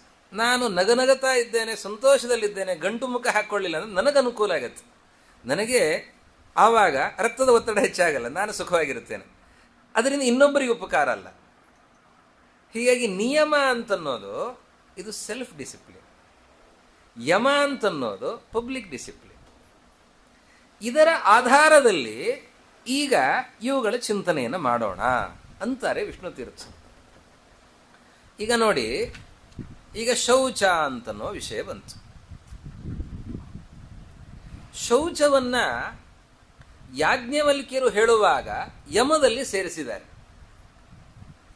ಅದೇ ಶೌಚವನ್ನ ವೇದವ್ಯಾಸರು ಉದ್ಧವ ಗೀತೆಯಲ್ಲಿ ಹೇಳುವಾಗ ನಿಯಮದಲ್ಲಿ ಸೇರಿಸಿದ್ದಾರೆ. ಯಾಕೆ? ಈ ಶೌಚ ಅಂತನ್ನೋದು ಯಮನ ನಿಯಮನ? ಶೌಚ ಇದನ್ನ ಯಮದಲ್ಲಿ ಸೇರಿಸಿದ್ದಾರೆ ಯಾಜ್ಞವಲ್ಕ್ಯರು. ಈಗ ನೋಡಿ, ಶುದ್ಧಿ ಇತ್ತು, ಜಲದಿಂದ ನಾವು ಸ್ವಚ್ಛರಾಗಿದ್ದೇವೆ, ಶುದ್ಧರಾಗಿದ್ದೇವೆ ಅಂತಂದ್ರೆ ಅಕ್ಕಪಕ್ಕದಲ್ಲಿದ್ದವರು ಚೆನ್ನಾಗಿರಬಹುದು ತಾನೆ. ಈ ಬೇಸಿಗೆ ಬೆವರುತ್ತಾ ಇದ್ದಾನೆ ಒಬ್ಬ ವ್ಯಕ್ತಿ ಅಂತಂದ್ರೆ ಹತ್ತಿರದಲ್ಲಿ ಹೇಗೆ ಕೊಡ್ಲಿಕ್ಕೆ ಸಾಧ್ಯ? ಅಕ್ಕಪಕ್ಕದಲ್ಲಿದ್ದವರು ಕೂಡ ನೆಮ್ಮದಿಯಿಂದ ಇರಬೇಕು ಅಂದ್ರೆ ನಾವು ಸ್ವಚ್ಛವಾಗಿರಬೇಕು. ನಾವು ಸ್ವಚ್ಛರಾಗಿಲ್ಲ ಅಂತಾದರೆ, ಬಾಯಿ ವಾಸನೆ ಬರ್ತಾ ಇದೆ, ಶರೀರ ವಾಸನೆ ಬರ್ತಾ ಇದೆ ಅಂತಾದರೆ ಅಕ್ಕಪಕ್ಕದಲ್ಲಿದ್ದವರು ಹಿಂಸೆ ಆಗತ್ತೆ. ಇನ್ನೊಬ್ಬರಿಗೆ ತೊಂದರೆ ಕೊಡಬಾರದು ಅಂತಂದ್ರೆ ನಾವು ನೀರಿನಿಂದ, ಮಣ್ಣಿನಿಂದ ಅಥವಾ ಇನ್ಯಾವುದೇ ವಸ್ತುಗಳಿಂದ ನಾವು ಸ್ವಚ್ಛತೆಯನ್ನು ಕಾಪಾಡಿಕೊಂಡ್ರೆ ಇನ್ನೊಬ್ಬರು ಚೆನ್ನಾಗಿರಬಹುದು. ಹಾಗಾದರೆ ಇದು ಯಮ ಅಲ್ವಾ? ಆದರೆ ವೇದವ್ಯಾಸ ದೇವರು ಉದ್ಧವ ಗೀತೆಯಲ್ಲಿ ಇದನ್ನು ನಿಯಮದಲ್ಲಿ ಸೇರಿಸಿದ್ದಾರೆ. ಇಲ್ಲಿ ಈ ಭಾಗವತ ಧರ್ಮಗಳನ್ನು ಹೇಳುವಾಗ ಭಗವಂತನನ್ನು ಮೆಚ್ಚಿಸೋದಕ್ಕೆ ಬೇಕಾಗಿರುವಂತಹ ಧರ್ಮಗಳು, ನಮ್ಮನ್ನ ದೇವರ ಕಡೆ ಕರೆದುಕೊಂಡು ಹೋಗುವಂತಹ ಧರ್ಮಗಳು, ಇದು ಭಾಗವತ ಧರ್ಮ. ಆ ಧರ್ಮಗಳನ್ನು ಹೇಳುವಾಗ 7ನೇ ಸ್ಕಂಧದಲ್ಲಿಯೂ ಹೇಳುತ್ತಾರೆ, 11ನೇ ಸ್ಕಂಧದಲ್ಲಿ, ಎರಡೂ ಕಡೆಯಲ್ಲಿಯೂ ಕೂಡ ಶೌಚವನ್ನು ಹೇಳುತ್ತಾರೆ. ಹಾಗಾದರೆ ಇದು ಬರೀ ಪಬ್ಲಿಕ್ ಡಿಸಿಪ್ಲಿನಲ್ಲಿ ಸೇರಿರುವಂತಹ ಅಂಶ ಅಲ್ಲ, ಯಮದಲ್ಲಿ ಸೇರಿರುವಂತಹ ಅಂಶ ಅಲ್ಲ. ವೇದವ್ಯಾಸರು ಉದ್ಧವ ಗೀತೆಯಲ್ಲಿ ನಿಯಮದಲ್ಲಿ ಇದನ್ನು ಹೇಳ್ತಾ ಇದ್ದಾರೆ. ಅಂದರೆ ಅದರಲ್ಲಿ ಏನೋ ಸ್ವಾರಸ್ಯ ಇದೆ. ಅದು ಏನು ಸ್ವಾರಸ್ಯ ಅನ್ನುವ ವಿಚಾರವನ್ನು ವಿಷ್ಣು ತೀರ್ಥರು ಮಾಡ್ತಾರೆ. ನಿಯಮದಲ್ಲಿ ಇದನ್ನು ಸೇರಿಸಿದ್ದಾರೆ ಅಂತಂದ್ರೆ ಇದರಲ್ಲಿ ಏನೋ ಸ್ವಾರಸ್ಯ ಇದೆ. ಏನು ಸ್ವಾರಸ್ಯ? ಹಾಗಾದರೆ ಮಣ್ಣು ನೀರುಗಳಿಂದ ಆತ್ಮಶೋಧನೆ ಇದು ಮಾತ್ರ ಶೌಚ ಅಂತ ಅಲ್ಲ, ಇನ್ನೂ ಒಂದು ಶೌಚ ಇದೆ. ಏನದು ಶೌಚ? ಹಾಗಾದರೆ ಶೌಚ ಅಂತಂದ್ರೆ ಶುದ್ಧಿ ಅಂತಂದ್ರೆ ಅದರಲ್ಲಿ ಕಲ್ಮಶ ಸೇರಿಕೊಳ್ಬಾರದು. ಕಲ್ಮಶ ಸೇರಿಕೊಳ್ಬಾರದು ಅಂತಂದ್ರೆ ಯಾವುದರಲ್ಲಿ ಕರ್ಮ ಸೇರಿಕೊಳ್ಬಾರದು? ನಮ್ಮ ಕರ್ಮಗಳಲ್ಲಿ ಕಲ್ಮಶ ಸೇರಿಕೊಳ್ಳಬಾರದು. ನಮ್ಮ ಕರ್ಮಗಳಲ್ಲಿ ಕಲ್ಮಶ ಸೇರಿಕೊಳ್ಳೋದು ಅಂತಂದ್ರೆ ಏನರ್ಥ? ಆಸೆ ಹೊತ್ತು ಕರ್ಮಗಳನ್ನು ಮಾಡಿದರೆ ಆವಾಗ ಕರ್ಮ ಕಲುಷಿತ ಅಂತಾಯ್ತು. ನಮ್ಮ ಕರ್ಮ ಕಲುಷಿತ ಆಗಬಾರದು, ಅದು ಸ್ವಚ್ಛವಾಗಿರಬೇಕು. ನೀರು ಅದು ಪರಿಶುದ್ಧ ಆಗಿರಬೇಕು, ಅದರಲ್ಲಿ ಮಣ್ಣು ಸೇರಿಕೊಳ್ಳಬಾರದು. ಹಾಗೆ ನಮ್ಮ ಕರ್ಮ ಅತ್ಯಂತ ಪರಿಶುದ್ಧವಾಗಿರಬೇಕು ಅಂತಂದ್ರೆ ಆಸೆಯನ್ನು ಬಿಟ್ಟು ಕರ್ಮವನ್ನು ಮಾಡಬೇಕು. ಇದನ್ನ ಶೌಚ ಅಂತ ಹೇಳ್ತಾರೆ. ನೋಡಿ, ಶೌಚ ಅಂತನ್ನೋದಕ್ಕೆ ಈ ಅರ್ಥ ಚಿಂತನೆ ವಿಷ್ಣು ತೀರ್ಥರು ಹೇಳಿದೆ ನಮಗೆ ಏನಾದರೂ ಬರಲಿಕ್ಕೆ ಸಾಧ್ಯ ಇದೆಯಾ? ವಿಷ್ಣು ತೀರ್ಥರು ಹೇಳಿದರೆ ಅರ್ಥ ಆಗೋದು ಕಷ್ಟ ಇದೆ. ಇನ್ನು ನಮಗೆ ಇದನ್ನು ಅರ್ಥ ಮಾಡಿಕೊಳ್ಳೋದು ಹೇಗೆ ಸಾಧ್ಯ? ವಿಷ್ಣು ತೀರ್ಥರು ಅದರ ವಿವರಣೆಯನ್ನು ಕೊಡ್ತಾರೆ. ಕರ್ಮಸು ಅಸಂಗಮಃ ಶೌಚಂ. ನಾನು ಹೇಳ್ತಾ ಇರೋದು ನನ್ನ ಮಾತಲ್ಲ, ಇದು ವೇದವ್ಯಾಸರ ಮಾತು. ವೇದವ್ಯಾಸರು ಇನ್ನೊಂದು ಕಡೆ ಈ ಮಾತನ್ನು ಹೇಳ್ತಾರೆ, ಕರ್ಮಸು ಅಸಂಗಮಃ ಶೌಚ. ಶೌಚ ಅಂತಂದ್ರೆ ಏನು? ಮಾಡುವ ಕೆಲಸವನ್ನ ಆಸೆ ಬಿಟ್ಟು ಮಾಡೋದು. ನಮಗೆ ಈ ಕೆಲಸದಿಂದ ಏನೋ ಫಲ ಸಿಗಲಿ ಅನ್ನುವ ಆಸೆಯನ್ನ ಹೊತ್ತು ಕರ್ಮವನ್ನ ಮಾಡಿದರೆ ನೀರಿನಲ್ಲಿ ಕೆಸರು ಸೇರಿಕೊಂಡಿದೆ, ಅದು ಮಲಿನವಾಗಿದೆ ಅಂತ ಅರ್ಥ. ಹಾಗೆ ನಮ್ಮ ಕರ್ಮ ಅದು ಅಶುಚಿಯಾಗಿದೆ. ನಮ್ಮ ಕರ್ಮ ಶುದ್ಧ ಆಗಬೇಕು ಅಂತಂದ್ರೆ ಅದಕ್ಕೇನು ಮಾಡಬೇಕು? ಆ ಕರ್ಮದಲ್ಲಿ ಆಸೆ ಇರಬಾರ್ದು. ಕರ್ಮವನ್ನ ಹಾಗೆ ಆಸೆ ಬಿಟ್ಟು ಕರ್ಮವನ್ನು ಮಾಡಿದರೆ ಆವಾಗ ಅದು ಪರಿಶುದ್ಧವಾದಂತಹ ಕರ್ಮ ಅಂತಾಗತ್ತೆ. ಇದನ್ನ ಶೌಚ ಅಂತ ವೇದವ್ಯಾಸ ದೇವರು ಹೇಳ್ತಾ ಇದ್ದಾರೆ. ಇದು ಭಾಗವತ ಧರ್ಮ. ಇನ್ನೊಂದು ಭಾಗವತ ಧರ್ಮ, 4ನೇ ಭಾಗವತ ಧರ್ಮ, ತಪಸ್ಸು. ತಪಸ್ಸು ಅಂತಂದ್ರೆ ಏನು? ಈ ತಪಸ್ಸನ್ನ ನಿಯಮದಲ್ಲಿ ಹೇಳಿದ್ದಾರೆ. ಉದ್ಧವ ಗೀತೆಯಲ್ಲಿ, ಯೋಗ ಯಾಜ್ಞವಲ್ಕ್ಯದಲ್ಲಿ, ಎಲ್ಲ ಕಡೆಯಲ್ಲಿಯೂ ನಿಯಮದಲ್ಲಿ ಹೇಳ್ತಾ ಇದ್ದಾರೆ.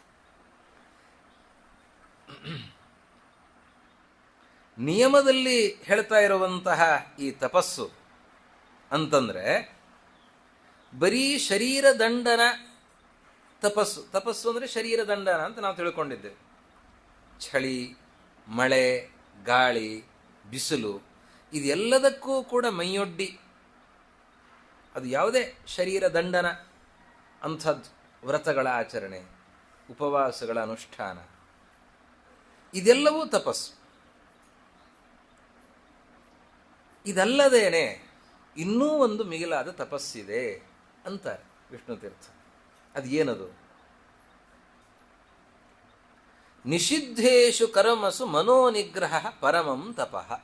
ತಪಸ್ಸು ಅಂತಂದ್ರೆ ನಿಗ್ರಹ. ತಪಸ್ಸು ಅಂತಂದ್ರೆ ಈಗ ಚಳಿ ಆಗ್ತಾ ಇದೆ, ಆಗ್ತಾ ಇರುವ ಚಳಿಯನ್ನು ತಡ್ಕೊಳ್ತಾ ಇದ್ದಾರೆ. ನಾವು ಇವತ್ತು ಹೋಗ್ತೇವೆ, ಹಿಮಾಲಯಕ್ಕೆ ಹೋಗ್ತೇವೆ, ನೋಡ್ತೇವೆ, ಅಲ್ಲಿ ಕೆಲವು ಸಾಧುಗಳು ಇರ್ತಾರೆ. ನೋಡಿದ್ದೇವೆ ಅಂತಹ ಸಾಧುಗಳನ್ನು. ಎಂಥ ಸಾಧುಗಳು! ಎಷ್ಟು ಚಳಿ, ನಮಗೆ ಸ್ವೆಟ್ರು ಸಾಕಾಗಲ್ಲ, ಥರ್ಮಲ್ಲು, ಎಲ್ಲ ರೀತಿಯ ನಮ್ಮ ಶರೀರವನ್ನು ಈ ಚಳಿಯಿಂದ ಕಾಪಾಡೋದಕ್ಕೆ ಅಂತ ಅಷ್ಟೆಲ್ಲವನ್ನು ಶಾಲು, ಟೋಪಿ, ಸಾಕ್ಸು ಎಲ್ಲ ಹಾಕ್ಕೊಂಡು ಎಲ್ಲ ರೀತಿಯಲ್ಲಿ ನಮ್ಮ ರಕ್ಷಣೆ ಮಾಡಿದರೂ ಕೂಡ ಆ ಚಳಿಯಿಂದ ನಮ್ಮನ್ನು ತಡ್ಕೊಳ್ಳಿಕ್ಕೆ ನಮಗೆ ಆಗಲ್ಲ. ಆದರೆ ಬರೀ ಕೌಪೀನ ಹಾಕ್ಕೊಂಡು ಅಲ್ಲಿರ್ತಾರೆ. ನೋಡಿದ್ದೇವೆ ಅಂಥವರನ್ನು, ಕೌಪೀನ ಹಾಕ್ಕೊಂಡು ಇರ್ತಾರೆ, ಆ ಚಳಿಯನ್ನು ಸಹಿಸಿಕೊಳ್ತಾ ಇದ್ದಾರೆ. ಅಂದರೆ ನಿಗ್ರಹ ಮಾಡಿಕೊಳ್ತಾರೆ. ಚಳಿ ಆಗತ್ತೆ, ಚಳಿ ಆಗಲ್ಲ ಅಂತೇನಿಲ್ಲ, ಅದನ್ನು ತಡ್ಕೊಳ್ತಾರೆ. ಮನಸ್ಸು ಅಷ್ಟು ಗಟ್ಟಿಯಾಗಿರುತ್ತದೆ. ಬಿಸಿಲು, ಎಂತಹ ಕಠಿಣವಾದಂತಹ ಬಿಸಿಲನ್ನು ತಡ್ಕೊಳ್ತಾರೆ. ಹಾಗೆ ಚಳಿ, ಬಿಸಿಲು ಅದನ್ನೆಲ್ಲವನ್ನೂ ತಡೆದುಕೊಳ್ಳುವಂಥದ್ದೇನಿದೆ, ಹಸಿವೆ ಆಗತ್ತೆ. ಹಸಿವೆ ಆದದ್ದನ್ನು ತಡೆದುಕೊಳ್ತಾರೆ. ಉಪವಾಸಗಳನ್ನು, ಕಠಿಣವಾದಂತಹ ವ್ರತಗಳು, ಕೃಚ್ಛ್ರ, ಚಾಂದ್ರಾಯಣ, ಪ್ರಾಜಾಪತ್ಯ, ಏನೇನೆಲ್ಲ ವ್ರತಗಳು, ಅನೇಕ ವ್ರತಗಳನ್ನು, ಕಠಿಣವಾದಂತಹ ವ್ರತಗಳನ್ನು ಮಾಡ್ತಾರೆ. ಹಸಿವೆ ಆಗಲ್ವ ಅವರಿಗೆ? ಆಗತ್ತೆ. ಆದರೆ ಆಗುವಂತಹ ಹಸಿವೆಯನ್ನು ತಡೆದುಕೊಳ್ಳುತ್ತಾರೆ. ಇದನ್ನು ತಪಸ್ಸು ಅಂತ ಕರೀತಾರೆ. ಹೀಗೆ ತಡೆದುಕೊಂಡು ಶರೀರ ದಂಡನ ಮಾಡೋದೇನಿದೆ ಇದು ತಪಸ್ಸು. ಇದು ಮಾತ್ರ ಅಲ್ಲ, ಇನ್ನೂ ಮಿಗಿಲಾದಂತಹ ತಪಸ್ಸು ಇದೆ. ಏನು ಅಂತಂದರೆ ನಿಷಿದ್ಧೇಶು ಕರ್ಮಸು ಮನೋನಿಗ್ರಹ. ನಿಷಿದ್ಧವಾದ ಕರ್ಮಗಳೇನಿವೆ, ಯಾವುದೇ ನಿಷಿದ್ಧವಾದ ಕರ್ಮಗಳು, ಮಾಡಬಾರದ ಕೆಲಸಗಳು ಏನಿವೆ, ಅದರಲ್ಲಿ ಮನೋನಿಗ್ರಹ, ಮನಸ್ಸನ್ನು ತಡೆದು ಹಿಡಿಯುವಂಥದ್ದು, ಇದನ್ನ ತಪಸ್ಸು ಅಂತ ಕರೆದಿದ್ದಾರೆ. ಈ ತಪಸ್ಸನ್ನು ಮಾಡಬೇಕು ಅಂದರೆ ಕಾಡಿಗೆ ಹೋಗಬೇಕಾಗಿಲ್ಲ. ನಾವಿದ್ದಲ್ಲಿ ಇಂತಹ ತಪಸ್ಸನ್ನು ಮಾಡಬಹುದು. ಇಂತಹ ತಪಸ್ಸು ಮಾಡಬಾರದ ಕೆಲಸಗಳನ್ನು ನಾನು ಮಾಡೋದಿಲ್ಲ ಅಂತನ್ನೋ ಸಂಕಲ್ಪ, ಇದು ಭಗವಂತನಿಗೆ ಅತ್ಯಂತ ಪ್ರಿಯ ಆಗುತ್ತೆ. ಅದರಿಂದ ನಾವು ನಮ್ಮ ಅಂತಃಕರಣ ನಿರ್ಮಲ ಆಗ್ತದೆ. ಅದರಿಂದ ಭಗವಂತನ ಪ್ರಿಯವಾದಂತಹ ಭಕ್ತಿಯನ್ನ ನಾವು ಇನ್ನಷ್ಟು ಮಾಡೋದಕ್ಕೆ ಸಾಧ್ಯ ಆಗತ್ತೆ.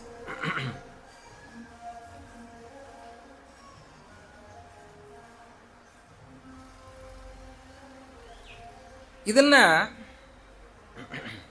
ಹೇಳ್ತಾ ಇದಕ್ಕೆ ಒಂದು ಉದಾಹರಣೆಯನ್ನು ಕೊಟ್ಟು ಹೇಳುತ್ತಾರೆ. ಈ ತಪಸ್ಸು ಅಂತ ಹೇಳುವಾಗ ಈ ಕೆಲವೊಮ್ಮೆ ನಮಗೆ ಏನೋ ಬೇಕು ಅಂತ ಅನಿಸುತ್ತೆ. ಬೇಕು ಅಂತ ಅನಿಸಿದಾಗ ಅದು ವಾಸ್ತವಿಕವಾಗಿ ನಿಷಿದ್ಧ ಆಗಿರುತ್ತೆ, ನಿಷಿದ್ಧವಾದಂತಹ ವಸ್ತು. ಇವತ್ತು ಉದಾಹರಣೆ ಹೇಳಬೇಕು ಅಂತಂದರೆ ಏಕಾದಶಿ ದಿವಸ, ಏಕಾದಶಿ ದಿವಸ ಯಾವುದೇ ಆಹಾರವನ್ನು ಸ್ವೀಕಾರ ಮಾಡೋದು ನಿಷಿದ್ಧವೇ. ಪಕ್ಕದಲ್ಲಿ ಯಾರೋ ಒಗ್ಗರಣೆ ಕಾಯಿಸಿ ಚೆನ್ನಾಗಿ ಏನೋ ಪದಾರ್ಥಗಳನ್ನು ಮಾಡ್ತಾ ಇದ್ದಾರೆ. ಮೂಗಿ ಹೊಡಿತದೆ. ಮೂಗಿ ಹೊಡೆದಾಗ ನಾಲಿಗೆ ಕೇಳುತ್ತದೆ. ನಾಲಿಗೆ ಅದನ್ನು ಕೇಳುತ್ತೆ, ಇಂತಹ ರುಚಿಯಾದ ಪದಾರ್ಥವನ್ನು ನಾನು ತಿನ್ನಬೇಕು ಅಂತ ಬಯಸುತ್ತೆ. ಆವಾಗ ಮನಸ್ಸು ಏನು ಮಾಡ್ತದೆ? ಅದನ್ನು ನಿಯಂತ್ರಣ ಮಾಡುತ್ತೆ. ಇಲ್ಲ, ಇವತ್ತು ಏಕಾದಶಿ ಉಪವಾಸ, ಭಗವಂತನಿಗೆ ಪ್ರಿಯವಾದ ಏಕಾದಶಿ ಉಪವಾಸ, ಆದ್ದರಿಂದಾಗಿ ನಾವು ಇದನ್ನು ಬಯಸಬಾರದು, ಇದನ್ನು ನಾವು ಸ್ವೀಕಾರ ಮಾಡಬಾರದು ಅಂತ ಮನಸ್ಸಿನ ನಿಯಂತ್ರಣ ಏನಿದೆ ಇದನ್ನು ತಪಸ್ಸು ಅಂತ. ಇದಕ್ಕೊಂದು ಉದಾಹರಣೆಯನ್ನು ಕೊಟ್ಟು ಹೇಳ್ತಾರೆ. ಖಂಡೂತಿವನ್ ಮನಸಿಜಂ ವಿಷಯಂ ಸಹೇತ ಅಂತ. ಈಗ ನೋಡಿ, ತುರಿಕೆ ಗಾಯ ಆಗಿದೆ, ಒಬ್ಬ ವ್ಯಕ್ತಿಗೆ ಕಜ್ಜಿ ಆಗಿದೆ ಅಂತ ಇಟ್ಕೊಳ್ಳೋಣ.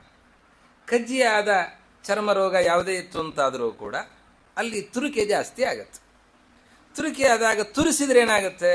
ಆವಾಗ ಹಾಯ್ ಅಂತ ಅನಿಸುತ್ತೆ. ತುರಿಸಿದರೆ ಆರಾಮ್ ಅನಿಸುತ್ತೆ. ತುರಿಕೆ ಆಗ್ತಾ ಇದೆ, ತುರಿಸಿಬಿಟ್ರೆ ಆರಾಮ್ ಅಂತ ಅನಿಸುತ್ತೆ. ಅದಾದ್ಮೇಲೆ ಏನಾಗುತ್ತೆ? ಗಾಯ ಜಾಸ್ತಿಯಾಗಿ ಇನ್ನಷ್ಟು ರಕ್ತ ಬಂದು ಅದು ಇನ್ನೂ ಬೇರೆ ಬೇರೆ ಕಡೆ ಅದು ಹರಡಿ ಇನ್ನೂ ರೋಗ ಜಾಸ್ತಿಯಾಗಿ ಉಲ್ಬಣ ಆಗಿ ಇನ್ನೂ ಹೆಚ್ಚು ಕಾಲ ದುಃಖ ಅನುಭವಿಸುವಂತಾಗತ್ತೆ.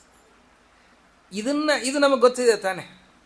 ಇದರಂತೆ ವಿಷಯ ಪದಾರ್ಥಗಳನ್ನು ನಾವು ಸಹಿಸಿಕೊಳ್ಳಬೇಕು. ಇದು ದೃಷ್ಟಾಂತ. ಈ ದೃಷ್ಟಾಂತವನ್ನು ಕೊಟ್ಟು ಹೇಳ್ತಾರೆ, ಇದರಂತೆ ನಮಗೇನೋ ಅನಿಸುತ್ತೆ, ಯಾವುದೋ ನಾಲಿಗೆಯ ಚಾಪಲ್ಯ, ಅದರಲ್ಲಿಯೂ ಹೆಚ್ಚಿನ ಚಾಪಲ್ಯ, ನಾಲಿಗೆಯ ಚಾಪಲ್ಯ, ಜಿಹ್ವ ಉಪಸ್ಥ ಇಂದ್ರಿಯಗಳ ಈ ಚಾಪಲ್ಯ ಬೇಕು ಬೇಕು ಅಂತ ಅನಿಸುತ್ತೆ. ಅನಿಸಿದಾಗ ಅದನ್ನು ಇದು ತುರಿಕೆಯಂತೆ ನಾವು ಇದರಲ್ಲಿ ಪ್ರವೃತ್ತಿಯನ್ನು ಮಾಡಿದರೆ ಆವಾಗ ನಮಗೆ ಇನ್ನಷ್ಟು ಹೆಚ್ಚಿನ ವೇದನೆ ಆಗ್ತದೆ, ದುಃಖ ಆಗತ್ತೆ ಅನ್ನೋ ವಿವೇಕದಿಂದ ಅದರ ನಿಯಂತ್ರಣ ಇದೆ. ಆ ನಿಯಂತ್ರಣವನ್ನೇ ತಪಸ್ಸು ಅಂತ ಕರೀತಾ ಇದ್ದಾರೆ.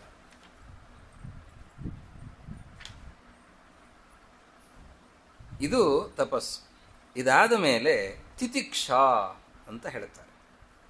ತಿತಿಕ್ಷಾ ಅಂತಂದರೆ ದುಃಖವನ್ನು ತಡೆಯೋದು. ದುಃಖ ಸಂಮರಶಃ, ದುಃಖ ಬಂದಿದೆ, ದುಃಖವನ್ನು ತಡೆದುಕೊಳ್ಳುತ್ತೇನೆ ಅಂದರೆ ದುಃಖ ಪ್ರಸಕ್ತಿ ಇದೆ. ಆವಾಗ ಮುಳ್ಳು ಚುಚ್ಚಿದರೂ ಕೂಡ ಆವಾಗ ದುಃಖವನ್ನು ನಾನು ತಡೆದುಕೊಳ್ಳುತ್ತೇನೆ.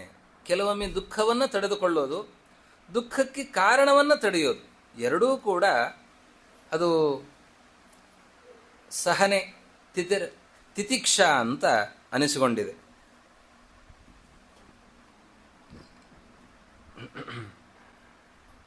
ಹೀಗೆ ದುಃಖ ಬರುವಂತಹ ಸನ್ನಿವೇಶ ಇದನ್ನು ಅರ್ಥ ಮಾಡಿಕೊಂಡು ನಮಗೆ ಇದರಿಂದ ದುಃಖ ಆಗ್ತದೆ ಅನ್ನೋದನ್ನು ತಿಳಿದುಕೊಂಡು ನಾವು ಅದರಿಂದ ದೂರ ಇದ್ದರೆ ಆವಾಗ ಅದನ್ನು ತಿತಿಕ್ಷಾ. ಅಥವಾ ದುಃಖದ ಪ್ರಸಂಗ ಇದೆ, ಮುಳ್ಳು ಚುಚ್ಚಿದೆ ಅಥವಾ ಇನ್ನೇನೋ ಆಗ್ತಾ ಇದೆ, ಆ ದುಃಖವನ್ನು ಸಹನೆ ಮಾಡಿಕೊಂಡ್ರೆ ಅದನ್ನು ತಿತಿಕ್ಷಾ ಅಂತ ಕರೀತಾ ಇದ್ದಾರೆ. ಇನ್ನು ಮೌನ ಅಂತ ಹೇಳ್ತಾರೆ. ಮೌನ, ಈ ಮೌನದ ಉಲ್ಲೇಖ ಇಲ್ವೇ ಇಲ್ಲ. ಯೋಗ ಯಾಜ್ಞವಲ್ಕ್ಯದಲ್ಲಿ ನೋಡಿದರೆ ಯಮ ನಿಯಮಗಳನ್ನು ಹೇಳುವಾಗ ಎಲ್ಲಿಯೂ ಕೂಡ ಮೌನದ ಉಲ್ಲೇಖವೇ ಇಲ್ಲ. ಆ ರೀತಿಯಲ್ಲಿದೆ.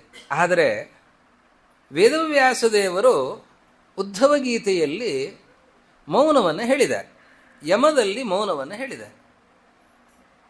ಹಾಗಾದರೆ ಈ ಮೌನ ಅಂತಂದರೆ ಏನು?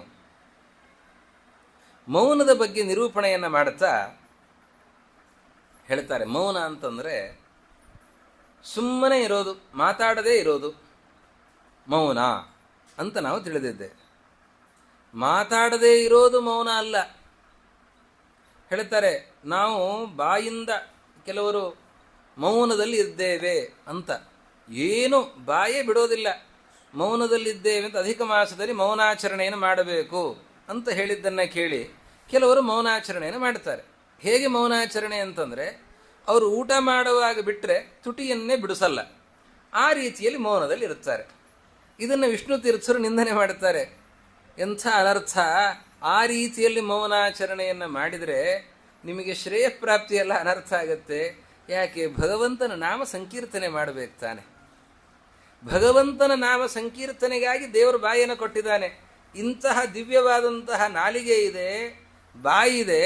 ಹಾಗಿದ್ರೂ ಕೂಡ ನಾರಾಯಣ, ಕೃಷ್ಣ, ಅಚ್ಯುತ, ಅನಂತ, ಗೋವಿಂದ ಅಂತ ಹೇಳದೇನೆ ಸಮಯ ವ್ಯರ್ಥ ಮಾಡಿದರೆ, ಶ್ರೀಕೃಷ್ಣ ಮನ್ಮರಣ ಕಾಲ ಉಪಾಗತೇತು ತ್ವನ್ನಾಮ ಮಧ್ವಚನ ಗೋಚರತಾಮುಪಯಿತು. ಮರಣ ಕಾಲದಲ್ಲಿ ನನ್ನ ನಾಲಿಗೆಯಲ್ಲಿ ನಿನ್ನ ನಾಮ ಬರಲಿ ಅಂತನ್ನುವ ಪ್ರಾರ್ಥನೆ ಇದು ಯಾವಾಗ ಬರಲಿಕ್ಕೆ ಸಾಧ್ಯ? ಯಾವಾಗಲೂ ಹರಿನಾಮ ಸಂಕೀರ್ತನೆಯನ್ನು ಮಾಡ್ತಾ ಇದ್ರೆ ಬರ್ತದೆ ಹೊರತು ಮಾಡದೇನೆ ಕೊನೆಯ ಕ್ಷಣದಲ್ಲಿ ಬರಲಿ ಅಂದರೆ ಹೇಗೆ ಬರ್ತದೆ? ಬರೋದಿಲ್ಲ. ಆದ್ದರಿಂದಾಗಿ ನಾಮ ಸಂಕೀರ್ತನೆಯನ್ನು ಮಾಡಬೇಕು. ಊಟಕ್ಕೆ ಕೂತಾಗ ಅಂತಂತ ಇದ್ರೆ ಅದು ಮೌನ ಅಂತ ಅನಿಸೋದಿಲ್ಲ. ಚಟ್ನಿ ಕೋಸಂಬರಿ ಬೇಕು ಅಂತನೋ ಆಸೆ ಇದೆ, ಅದಕ್ಕಾಗಿ ಬಯಸ್ತಾನೆ, ಹೇಳ್ತಾನೆ, ಅರ್ಥ ಆಗಲ್ಲ ಅವನಿಗೆ. ಆ ಸ್ಥಾನವನ್ನು ತೋರಿಸಿ ತಟ್ಟೆಯನ್ನು ತಟ್ಟಿ ಇದು ನನಗೆ ಬೇಕು ಅಂತ ಕೇಳಿದರೆ ಅದು ಮೌನ ಅಂತ ಆಗೋದಿಲ್ಲ. ಹೇಳಿ ಅನಿರುದ್ಧ ಅಂತ ಹೇಳಿ, ಪ್ರದ್ಯುಮ್ನ ಅಂತ ಹೇಳಿ, ನಾರಾಯಣ ಅಂತ ಹೇಳಿ ಬಂದು ಪಾಯಸ ಹಾಕಲಿ, ಬಡಿಸೋರಿಗೂ ಅರ್ಥ ಆಗಲಿ. ಒಂದು ಸ್ವಲ್ಪ ಮೌನ ಆಚರಣೆ ಮಾಡುವವರು ಕೂಡ ಭಗವಂತನ ನಾಮ ಚಿಂತನೆಯನ್ನು ಮಾಡಲಿ. ನಾರಾಯಣ ಪಾಯಸ, ಅನ್ನ ಕೇಶವ, ಸಾರು ಹುಳಿ ದಾಮೋದರ, ಈ ನಾಮಗಳ ಚಿಂತನೆಯನ್ನು ಮಾಡಿಕೊಂಡು ಅದನ್ನು ಹೇಳಿದರೆ ಆವಾಗ ಬಡಿಸೋರಿಗೂ ಭಗವಂತನ ನಾಮ ಚಿಂತನೆ ಆಗ್ತದೆ. ಅದೇ ರೀತಿಯಲ್ಲಿ ಊಟವನ್ನು ಮಾಡಿದವರಿಗೂ ಕೂಡ ಪುಣ್ಯ ಬರ್ತದೆ ಭಗವಂತನ ನಾಮಕೀರ್ತನೆಯನ್ನು ಮಾಡೋದರಿಂದಾಗಿ. ಹಾಗಾದರೆ ಮೌನ ಅಂತಂದ್ರೆ ಏನು? ಮೌನ ಮತ್ತು ಸ್ವಾಧ್ಯಾಯ ಈ ಎರಡರ ವಿಶ್ಲೇಷಣೆಯನ್ನು ವಿಷ್ಣು ತೀರ್ಥರು ಮಾಡ್ತಾರೆ. ಮೌನ ಅಂತಂದರೆ ಬಾಯಿ ಬಿಡದೇ ಇರೋದು ಹೌದು, ಮತ್ತು ಭಗವಂತನ ನಾಮ ಸಂಕೀರ್ತನೆ ಆಗಬೇಕು. ಭಗವಂತನ ಹೊರತಾಗಿ ಬೇರೆ ವಿಷಯಗಳನ್ನು ಹೇಳೋದಕ್ಕಾಗಿ ಬಾಯಿ ಬಿಡದೇ ಇರೋದು ಅದು ಮೌನ. ಭಗವಂತನನ್ನೇ ಹೇಳೋದಕ್ಕೆ, ಎಲ್ಲವೂ ಭಗವಂತನ ನಾಮವನ್ನೇ ನಿರಂತರವಾಗಿ ಹೇಳ್ತಾ ಇರೋದಕ್ಕೆ, ಎಲ್ಲವೂ ಭಗವಂತನ ನಾಮ ಅಂತ ಚಿಂತನೆ ಮಾಡ್ತಾ ಇರೋದಕ್ಕೆ ಇದನ್ನ ಸ್ವಾಧ್ಯಾಯ ಅಂತ ಕರೀತಾರೆ. ಸ್ವಾಧ್ಯಾಯ ಅಂತಂದ್ರೆ ವೇದಾಧ್ಯಯನ, ಅದು ಸ್ವಾಧ್ಯಾಯ. ಬ್ರಹ್ಮಯಜ್ಞದಲ್ಲಿ ಷಡಂಗಗಳ ಚಿಂತನೆ, ಷಡಂಗಗಳ ಅಧ್ಯಯನ, ವೇದಗಳ ಅಧ್ಯಯನ, ಬ್ರಹ್ಮಸೂತ್ರಗಳ ಅಧ್ಯಯನ, ದೈವಿ ಮೀಮಾಂಸಾ ಅಧ್ಯಯನ, ಧರ್ಮ ಮೀಮಾಂಸಾ ಅಧ್ಯಯನ, ಹೀಗೆ ಇದನ್ನೆಲ್ಲವನ್ನು ಕೂಡ ನಿತ್ಯ ಅಧ್ಯಯನ ಮಾಡಬೇಕು ಅಂತ ಹೇಳ್ತಾರೆ. ಎಲ್ಲ ಅಧ್ಯಯನ ಮಾಡ್ತೀರಿ, ಆದರೆ ಇದೆಲ್ಲವೂ ಭಗವಂತನ ನಾಮ ಅಂತ ಚಿಂತನೆ ಮಾಡದೆ ನಲದಮಯಂತಿಯರ ಕಥೆ ಅಂದರೆ ಇದ್ಯಾವುದೋ ಶೃಂಗಾರದ ಕಥೆ, ರೋಚಕವಾದ ಕಥೆ, ಅವರಿಬ್ಬರು ಎಷ್ಟು ಚೆನ್ನಾಗಿದ್ರು, ಬರೀ ದಾಂಪತ್ಯದ ಚಿಂತನೆ ಮಾಡ್ತಾ ಇದ್ರೆ ಇದು ಭಗವಂತನ ನಾಮ ಸಂಕೀರ್ತನೆ ಆಗದೇ ಹೋದರೆ ಆವಾಗ ಇಂತಹ ಸ್ವಾಧ್ಯಾಯದಿಂದ ಏನು ಉಪಯೋಗ ಅಂತ ಕೇಳ್ತಾರೆ ವಿಷ್ಣು ತೀರ್ಥ.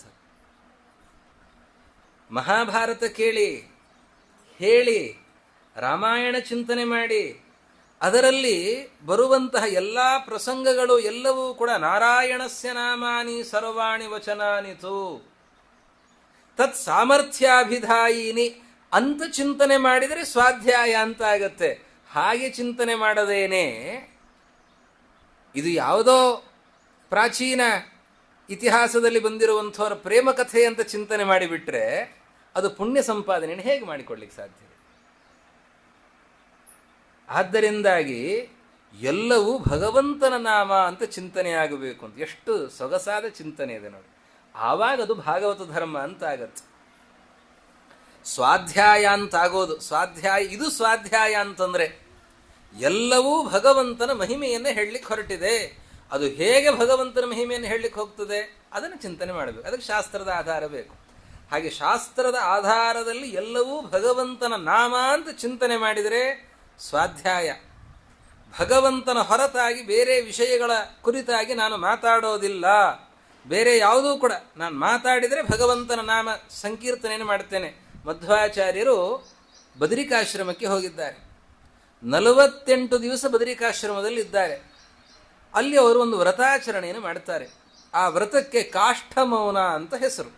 ಏನು ಕಾಷ್ಠಮೌನ ಅಂತಂದ್ರೆ ಕಟ್ಟಿಗೆಯಂತೆ ಮೌನವಾಗಿರೋದಂತ.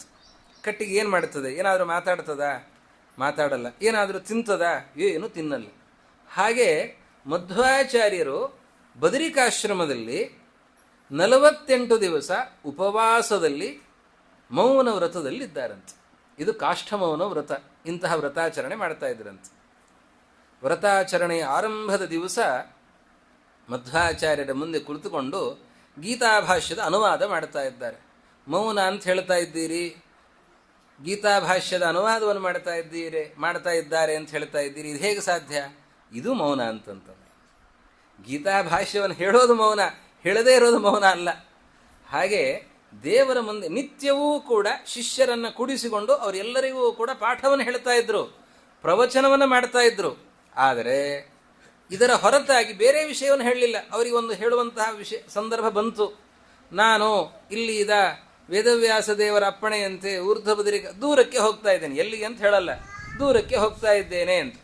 ಈ ವಿಷಯ ಭಗವಂತನ ಹೊರತಾಗಿ ಬೇರೆ ವಿಷಯ ಆಯ್ತಲ್ಲ, ಅದಕ್ಕೆ ಇದನ್ನು ಬಾಯ್ಬಿಟ್ಟು ಹೇಳಲ್ಲ ಮಧ್ವಾಚಾರ್ಯರು. ಯಾತಿ ತಾವದಧುನೈವ ಜನೋಯಂ ವ್ಯಾಸರೂಪಮಜಿತಂ ಪ್ರದಿದೃಕ್ಷು ಆವೃಜೇದಿಹ ನವಾಸ ಹಿ ವೇದ ಸ್ವಸ್ತಿವೋಸ್ತ್ವಿತೀಯ ಯಾವಥ ಮಧ್ವಃ ಅಂತ ಹೇಳಿ ಅವರು ಬರೆದಿಡ್ತಾರೆ ಹೊರತಾಗಿ ಅವರು ಅದನ್ನು ಬಾಯ್ಬಿಟ್ಟು ಹೇಳಲ್ಲ. ಯಾಕೆ? ಇದು ಭಗವಂತನ ಹೊರತಾಗಿ ಬೇರೆ ವಿಷಯ. ಇದು ಮೌನ ಅಂತಂತಂದ್ರೆ ಭಗವಂತನ ಹೊರತಾಗಿ ಬೇರೆ ಯಾವ ವಿಷಯವನ್ನು ಮಾತಾಡೋದಿಲ್ಲ ಅಂತನ್ನೋದು ಮೌನ. ಆಡುವ ಮಾತುಗಳೆಲ್ಲವೂ ಭಗವಂತನ ನಾಮ ಅಂತನ್ನುವ ಚಿಂತನೆ, ಅದು ಸ್ವಾಧ್ಯಾಯ. ಎಷ್ಟು ಅದ್ಭುತವಾಗಿದೆ ನೋಡಿ. ಹೀಗೆ ಇದನ್ನು ಹೇಳ್ತಾ ಇದಾದ ಮೇಲೆ ಆರ್ಜವಂ ಅಂತ ಹೇಳ್ತಾರೆ. ಆರ್ಜವದ ಅಭ್ಯಾಸವನ್ನು ಮಾಡಬೇಕು. ಏನು ಆರ್ಜವ ಅಂತಂದ್ರೆ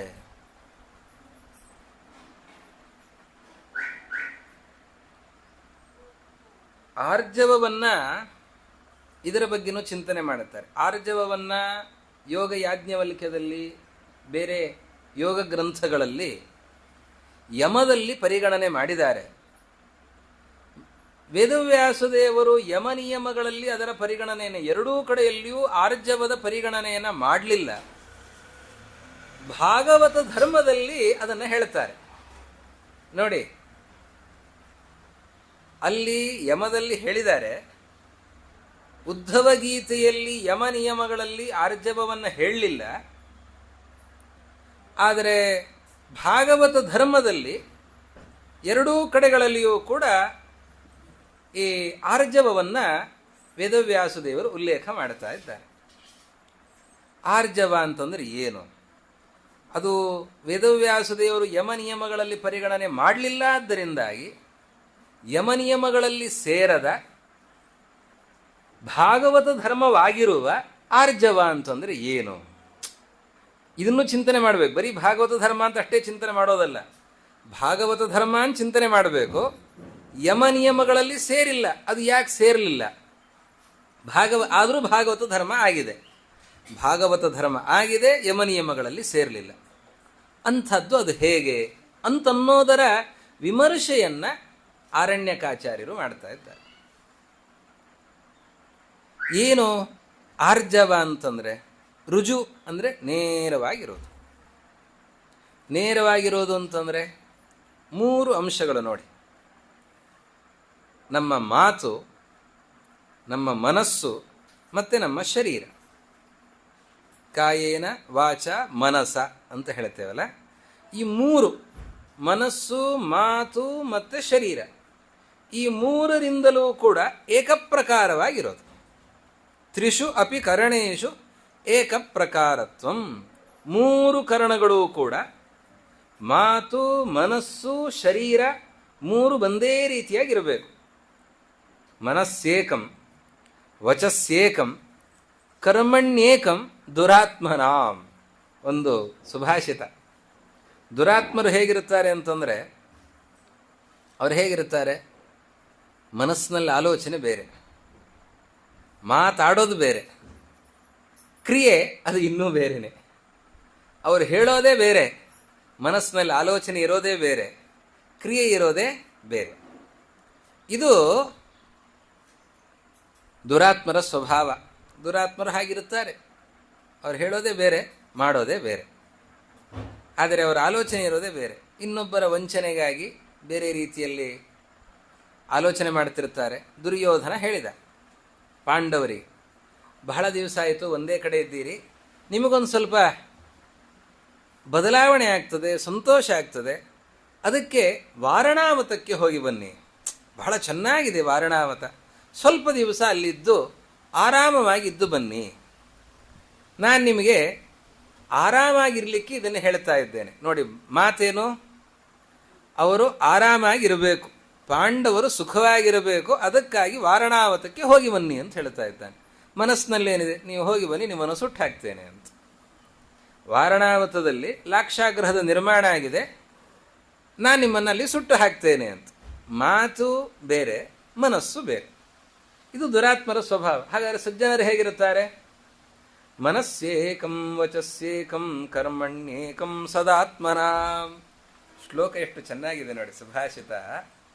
ಮನಸ್ಸೇಕಂ ವಚಸ್ಸೇಕಂ ಕರ್ಮಣ್ಯೇಕಂ ದುರಾತ್ಮನ.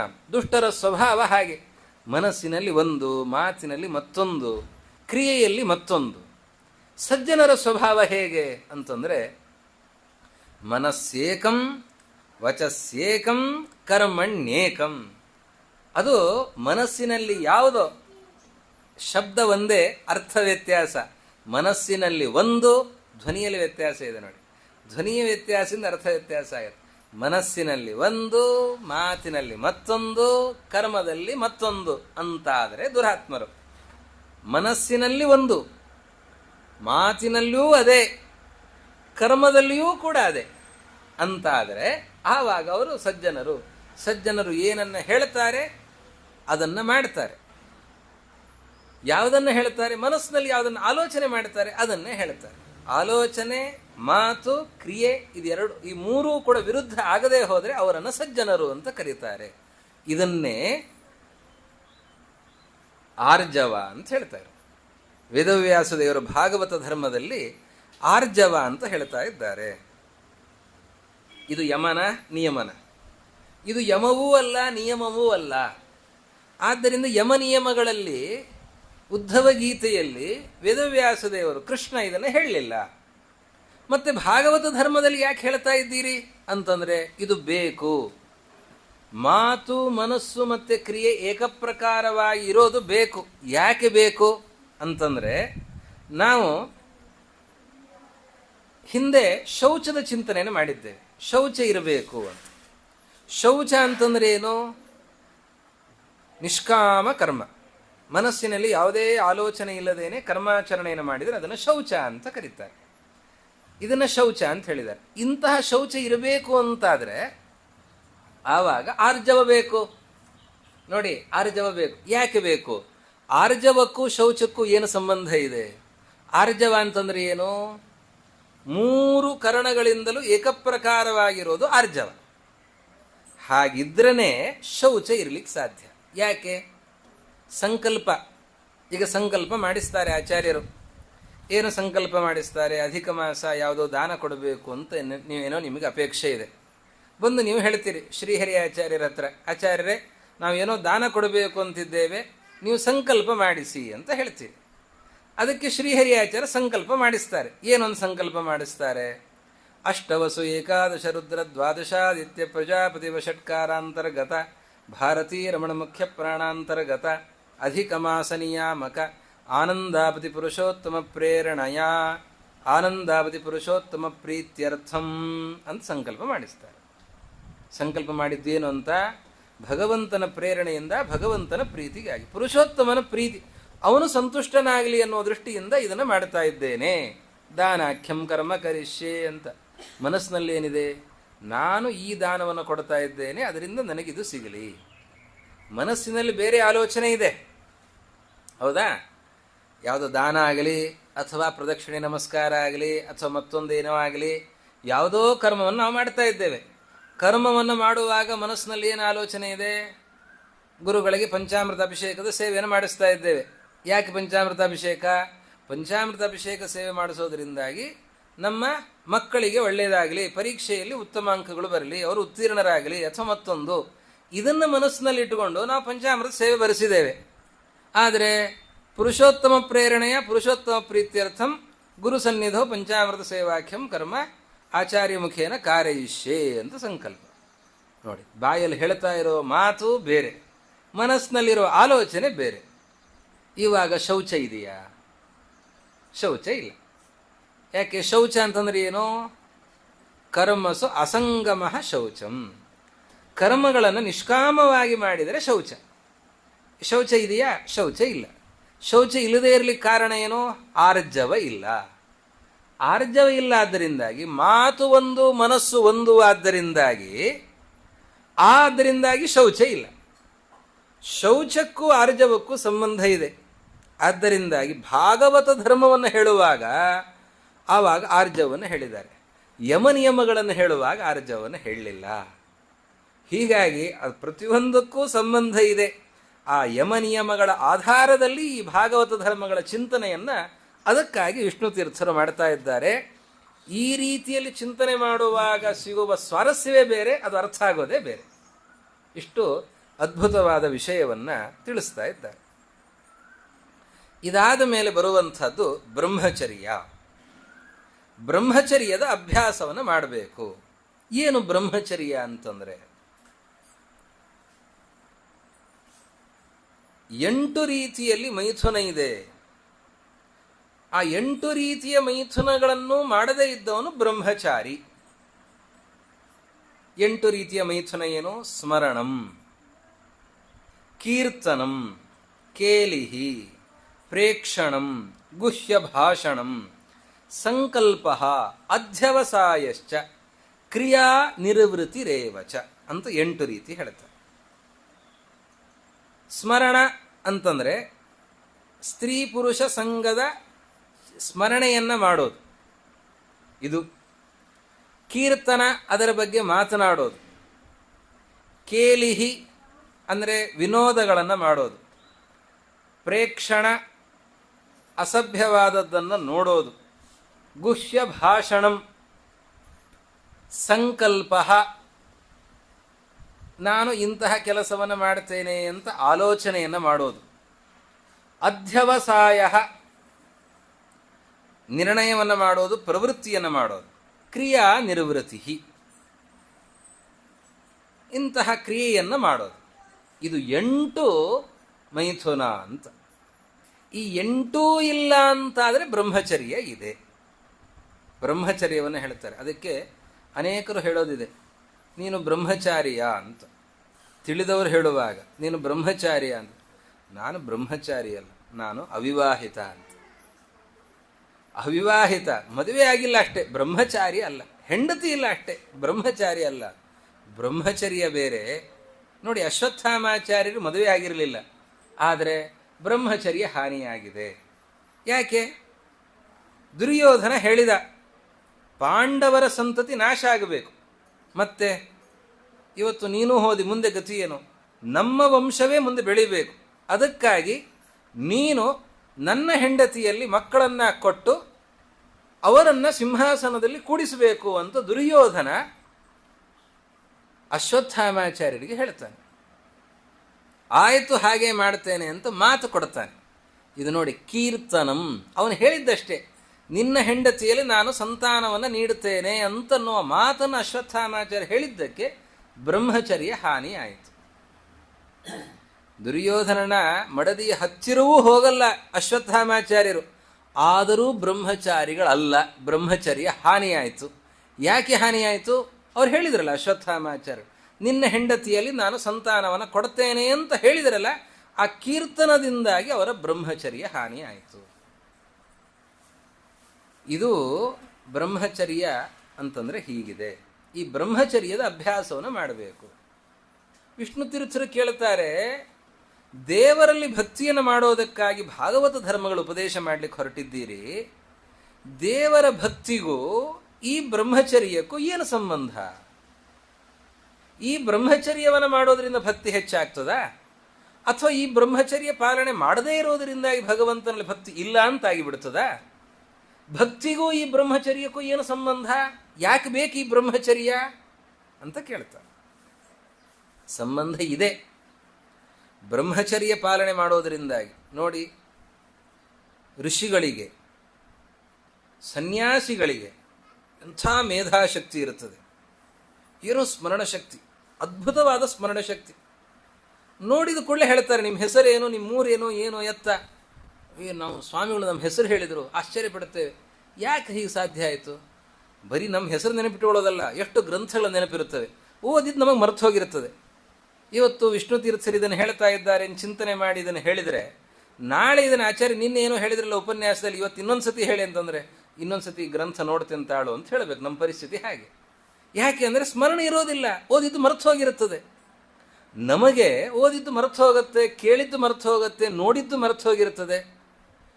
ಅವರಿಗೆ ಯಾಕೆ ನೆನಪಿರುತ್ತದೆ ಅಂದರೆ ಬ್ರಹ್ಮಚರ್ಯ ಕಾರಣ. ಸನ್ಯಾಸಿಗಳು ಬ್ರಹ್ಮಚರ್ಯ ಪಾಲನೆ ಮಾಡ್ತಾರೆ, ಆದ್ದರಿಂದಾಗಿ ಮೇಧಾಶಕ್ತಿ ವೃದ್ಧಿಯಾಗತ್ತೆ. ಬ್ರಹ್ಮಚರ್ಯಕ್ಕೂ ಮೇಧಾಶಕ್ತಿಗೂ ಸಂಬಂಧ ಇದೆ. ಇನ್ನೂ ಒಂದು ಕಾರಣ ಇದೆ, ಅವರಿಗೆ ಚೆನ್ನಾಗಿ ಸ್ಮರಣೆ ಇರಲಿಕ್ಕೆ. ನಾನು ಯಾಕೆ ಹೇಳ್ತಾ ಇದ್ದೇನೆ ಅಂತಂದರೆ, ನಾವು ಆ ರೀತಿಯಲ್ಲಿ ಇರಬೇಕು ಅಂತಂದರೆ ಇದು ಎರಡನ್ನು ಚೆನ್ನಾಗಿ ಪಾಲನೆ ಮಾಡಿದರೆ ನಾವು ಒಳ್ಳೆ ಪ್ರಜ್ಞಾವಂತರು, ಮೇಧಾವಂತರಾಗಲಿಕ್ಕೆ ಸಾಧ್ಯ. ಒಂದು ಬ್ರಹ್ಮಚರ್ಯ, ಮತ್ತೊಂದು ಬ್ರಾಹ್ಮ ಮುಹೂರ್ತ. ಬೆಳಗಿನ ಕಾಲ ಇದೆ ನೋಡಿ, ಅದು 4-4:15 ಯತೀನಾಂ ಸ್ನಾನ ಕಾಲೋ ಅಂತಲೇ ಹೇಳಿದ್ದಾರೆ.